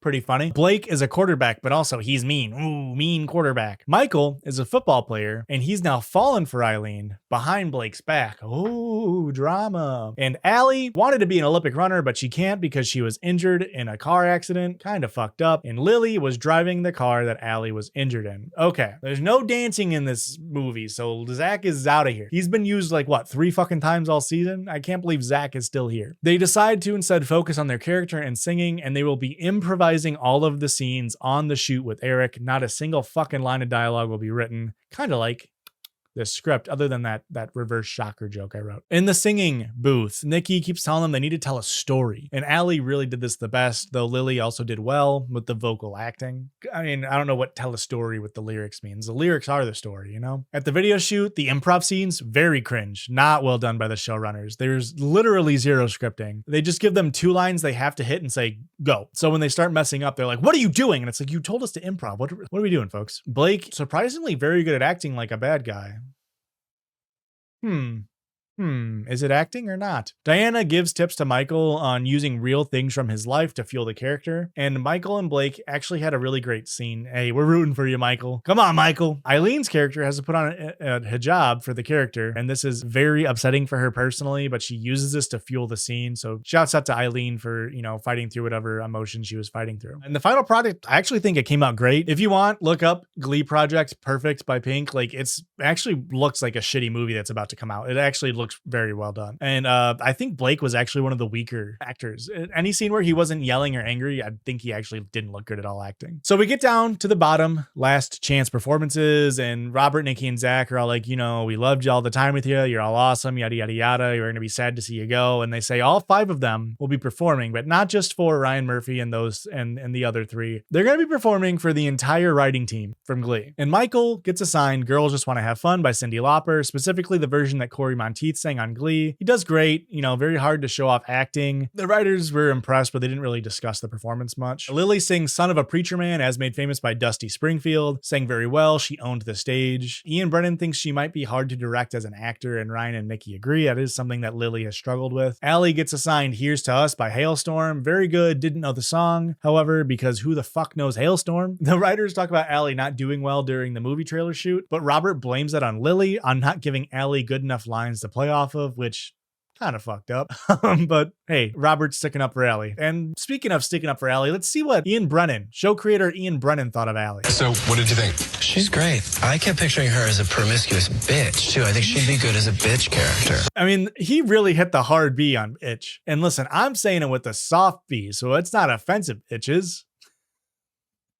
Such a stupid joke. Hey, that's the 3rd written joke. You see, my brain was getting fried by the time I was at the end of the Glee Project. Blake sings I'm Still Standing by Elton John. Very boring performance. However, righty Allie Adler thinks he might struggle being vulnerable and relatable. A real he's too perfect to be good situation. Eileen sings Fighter by Christina Aguilera. Very great performance. I honestly think that Eileen has a great shot of winning the competition. She maybe doesn't have like the it factor like Blake does, but I think she does have the Glee factor. Like, she's perfect for a character on Glee. Ryan and the team then, talk over the contestants. A lot of them were saying that Eileen or Allie should win, and they both bring something new and interesting to the show. And then Ryan says this. Do you feel that we have an obligation this year when we pick a winner to sort of do something on the show that we haven't done before? Or do you think that we just have an obligation to pick a star? I think first and foremost, you have to pick a star. I think that we really have to decide how many of these people are we really inspired to write 7 episodes for? And if that isn't a perfect look into how controlling Ryan Murphy is, then I don't know what is. He hears all of his writers talking about how good Eileen and Allie could be for the show, and he's like, okay, I hear that you guys want both new and talented, but how about just talented? Ever think about that? Maybe we can just write 7 episodes of the same old slop we've been shitting out since the first season. Did you ever think about that, writers? So they put the callback list up, and unbeknownst to the people in the show, the contestants, we know as an audience, the contestants don't know 2 people are being sent home. They didn't tell them. So that's kind of fucked up. Robert walks in, and he also doesn't tip him off to be like, hey, 2 of you are gone home. He's just like, all right, the list is up. Each contestant goes out one by one, and the 3 that are called back are Allie, Eileen, and Blake, which means Michael and Lily did not make the cut, unfortunately. It feels like a long time coming for Lily. She's consistently been in the bottom, and she just doesn't quite learn from her mistakes. Michael, unfortunately, also just didn't quite have the charisma for Hollyweird, but hey, shouts out to my fellow Midwest baddie and Michael. Since the show, Lily Mae Harrington, she's still performing. She's actually, as I'm writing this and recording this, doing a small Northeastern tour of the US. Pretty cool. She's still active on Instagram. She has nearly 20,000 followers and even posts TikToks, and both handles are Lily May Make My Day. Michael Weissman, the Chicago baddie himself, his Instagram is MF Weissman, and his bio says roots in Chicago, boots in hashtag Nashville. Ew. The ew is me, not in his bio. It also says musician, dog co-keeper, Mig Guyver. What? Literate, hungry. So he sucks now. I hate everything about that bio. It's so cringe. He got engaged in 2020, and in that post, he talks about him and his fiance being private people. And his last post was 113 weeks ago as a picture of a newborn baby. So we can assume that he stole a baby from someone and put a picture of it on Instagram to taunt people. He had some small acting roles in Ant Farm, the TV show on Disney, I believe. I didn't watch it. I was too old. And also in Hot in Cleveland in 2013. But other than that, seems like he just didn't want to continue or board with performing, which, hey, good on you, brother. Speaking of good on you, one last episode, folks. Episode 11. The episode's focus is on Glee-Ality. Just the fact that the reality of being on Glee is right around the corner. They get assigned You Can't Stop the Beat from Hairspray, and of course, just like last season, they bring in all the other contestants for backup vocals, except Taryn, which makes sense, right? She quit, so it makes sense that she wouldn't come back. The special guest comes in, and it's Chris Colfer, and he's touted as Robert as being the inspiration for the Glee Project, which, as I said at the beginning of the video, just a reference how Chris actually auditioned for Artie, but Ryan loved him so much he wrote Kurt just for Chris. However, Chris does not look super excited to be there. He looks like he's cashing a paycheck, which, hey, shouts out Chris. I do not fucking blame you. For the performance, my thoughts are that Eileen kind of fell into the background. Like, she didn't really stand out amongst all the rest of the other contestants, which isn't great for this part of the contest. And Blake and Allie really stood out amongst the other contestants. Chris's thoughts is that he was impressed by everyone, which means everybody wins, which is very fucking lame, but it's also definitely a producer's decision, which Allie kind of points out this. We all win this week. However, that's not how this is gonna end. There's one winner. Folks, and who you got your money on at this point between Eileen, Blake, and Allie? And do not cheat if you already know. I want Eileen to win, even though I think Ryan Murphy would fucking slaughter and a character who is Muslim, but I still think she's really great. I think she's awesome. The group number is Tonight by Hot Shell Ray, which is also when Dexter is about to kill somebody. Tonight's tonight. So they're sort of shooting it like a senior prom, with Eileen sneaking out to go to prom against her parents' wishes. Blake plays a popular but humble prom king, and Allie is a flirty mean girl. Or in Ian Brennan's words, I kept picturing her as a promiscuous bitch. Also, they get told all three are doing a last chance performance, but with the caveat, they get to choose what song they want to perform. So they tell them, start preparing for that as well. You know, think of what song you want to do, all that good stuff. So they go to shoot the music video. Nothing to note about choreo, but it did happen. So shouts out Zach for doing your job for one more episode. When it comes to the singing section, it was a little high for Blake, but he works through it. Eileen had trouble memorizing the lyrics, so it took a second. And Allie starts to get nervous about her shortcomings in the choreo department, so she really makes it a focus to knock it out of the park in the vocals segment. During the video shoot, all the showrunners are talking about Blake being a front runner and that his only downfall is that too much of that stereotypical leading man. I don't know. I guess I don't see that at all. Eileen is lauded for being able to roll with the punches no matter what comes at her, and Allie is lauded for her vibrance, but they also think this might be a problem when trying to fit in on a TV show, and that she might like draw too much attention from the rest of the cast. I don't really get that critique. I think Allie would do great on Glee. They bring in a special guest to the prom, and they do the drum roll, and they're like, here he comes, our special guest, and it's Damian McGinty, aka Rory from season 3. And I'd be very pissed. This is a very lame special guest to roll in. They really made it seem like this was going to be a super cool special guest. It wasn't. He gives a little inspirational speech, which was a really nice touch. Like, I think he did do a great job. And with the final product, folks, the song rocks. Tonight, Hot Shell Ray bangs. Listen to it all the time. It's awesome. Blake also kind of looks like a guy who would write and play this song. Like, he kind of looks like a performer from a Metro station. You know, he kind of looks like that guy. So it kind of makes sense that he would fit into Hot Shell Ray as a band. But overall, the song itself, like their performance, is just kind of I just don't really think this negatively or positively affects any of the contestant standings. It really didn't feel like they were even trying to make it seem like it was. It was more of a just like button cap on the performance and get everybody back to let them perform together one last time. And at the end of the day, we all know Ryan Murphy has probably already chosen who he wants to win. Like, it's very Ryan Murphy thing to do. At the last chance performances, they let the contestants know that there's actually really only going to be one winner, not like last season. And of course, they are still going to get that 7-episode guest starring role. And then Robert does this voiceover and he's just straight up lying to us. We know that Ryan is only going to pick one winner, and he has definitely not made up his mind as to who that will be. Listen, Robert, you may be a good casting director. I like you, but you are not a good liar. And this just straight up confirms to me that Ryan has already chosen who he wants, and he probably did it many weeks ago at this point. In the audience, they have the 3 regular mentors of Robert, Zach, and Nikki. They bring in the entire writing staff again. They bring in all of the past contestants because they're there, why not? And then they bring in all of the Glee guest mentors. So there's a packed stadium ready to watch them all perform. Allie chose the song Popular from the musical Wicked, and she shows off her character of being mean yet promiscuous promiscuous. Definitely feels like they told her about the bitchy and promiscuous note. I kept picturing her as a promiscuous bitch. My thoughts, it's very theater, it's Rachel Berry-esque. She's great as always, nails the big notes at the end, and she gets a standing O. Blake chose I'll Be by Edwin McCain, and he wants to show off he has many sides. Again, very definitely he's getting notes saying like, oh, we just think you're too leading man, like you need to show us more. I think he did great. It was a great performance. I don't know if it did exactly what he wanted it to do in terms of like showing off new sides. In fact, Ryan even makes a joke about this. He says, quote, "Is the microphone trick the thing I've never seen before?" Which is referencing this moment where he tosses the microphone as he's singing, and it's like, I mean, it was a fun trick, but like, Blake says he really wanted to show off his emotional side, and so he pulls out a fucking poem that he wrote the night before, and it's just a classic AABB rhyme scheme, and each line starts with, I'm the guy who A, I'm the guy who A, I'm the guy who B, I'm the guy who B. Wait, that sounds like a Black Eyed Peas song getting ready to be made. I'm the guy who will persist in his path. I'm the guy who will make you laugh. I'm the guy who strives to be open. I'm the guy who's been heartbroken. Listen, this does wonders for Blake. It shows off his comedy chops, his emotional side.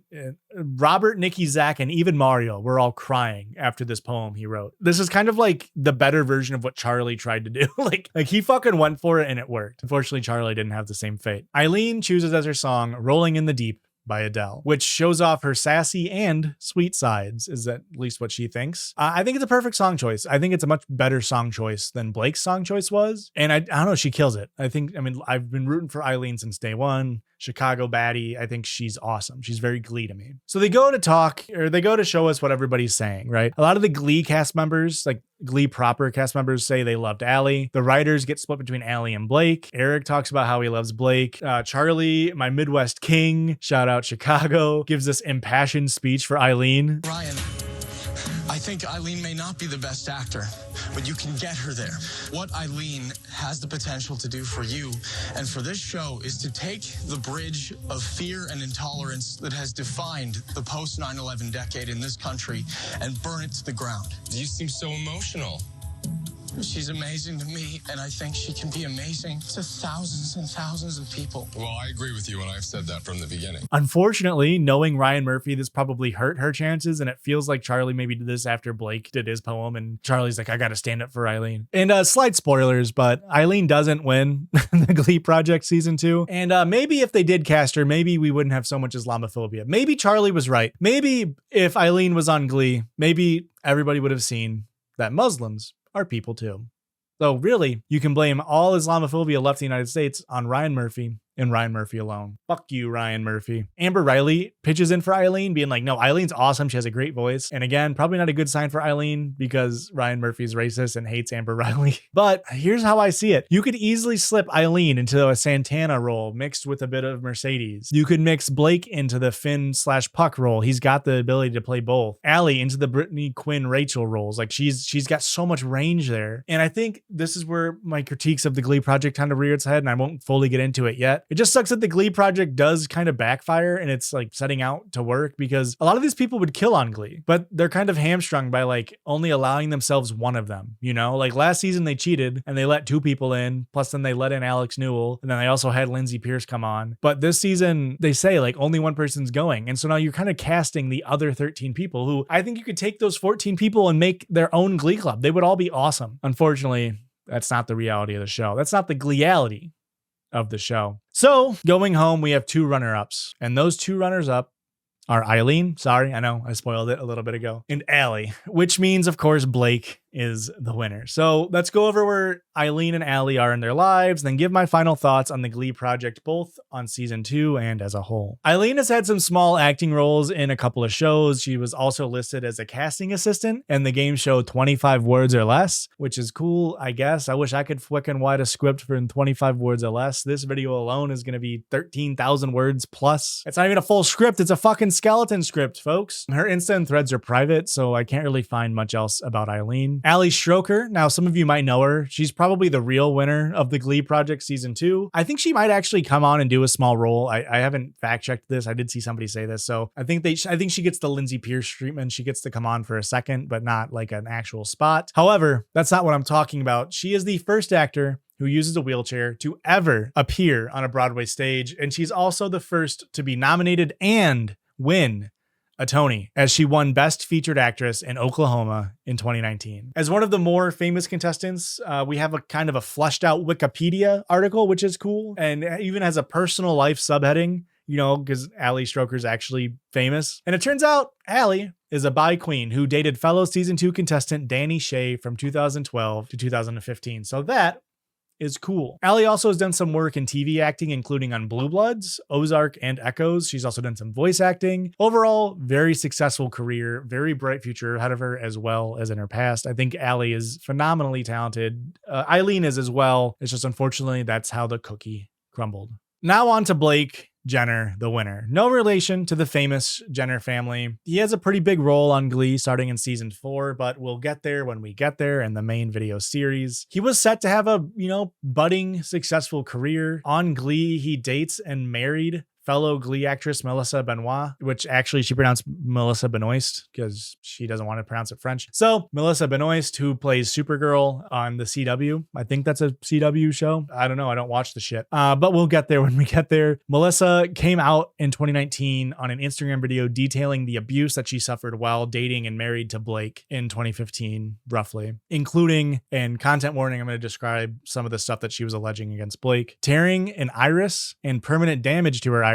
after a phone was thrown at her during an argument, extreme control and manipulation. She was slapped, punched, shoved into walls, dragged by her hair, and choked. And Blake did confirm all of these details in 2020, but he alleged that the abuse was mutual. Melissa also claims that the mutual abuse, however, was just her fighting back. And I haven't looked into it. I'm gonna hashtag believe all women in this case. And it really feels like Blake was maybe just trying to do the Johnny Depp Amber Heard angle to get dudes on his side to be like, no, she hit me back. But this predated the Amber Heard Johnny Depp trial. We all know that misogyny can have a big blind spot in a lot of people when it comes to manners like this. What I do know is Blake has not worked pretty much at all since the allegations. So I'm going to tie that into my final thoughts here on the Glee Project, as there's no more seasons. This is the last season. Reality TV is hard for me to talk about because I like to make jokes and I like to poke fun, but these are real people. And on this show specifically, they were mainly teens or people in their early 20s at the oldest. I think the oldest somebody was 24. So I can't judge too harshly what young adults are doing while being flown across the country with cameras focused on you most of the day, waiting for you to say something or do something TV worthy. And for the most part, this season was pretty tame. I don't think anything really crazy happened, but last season, of course, that wasn't the case. And that's mainly to blame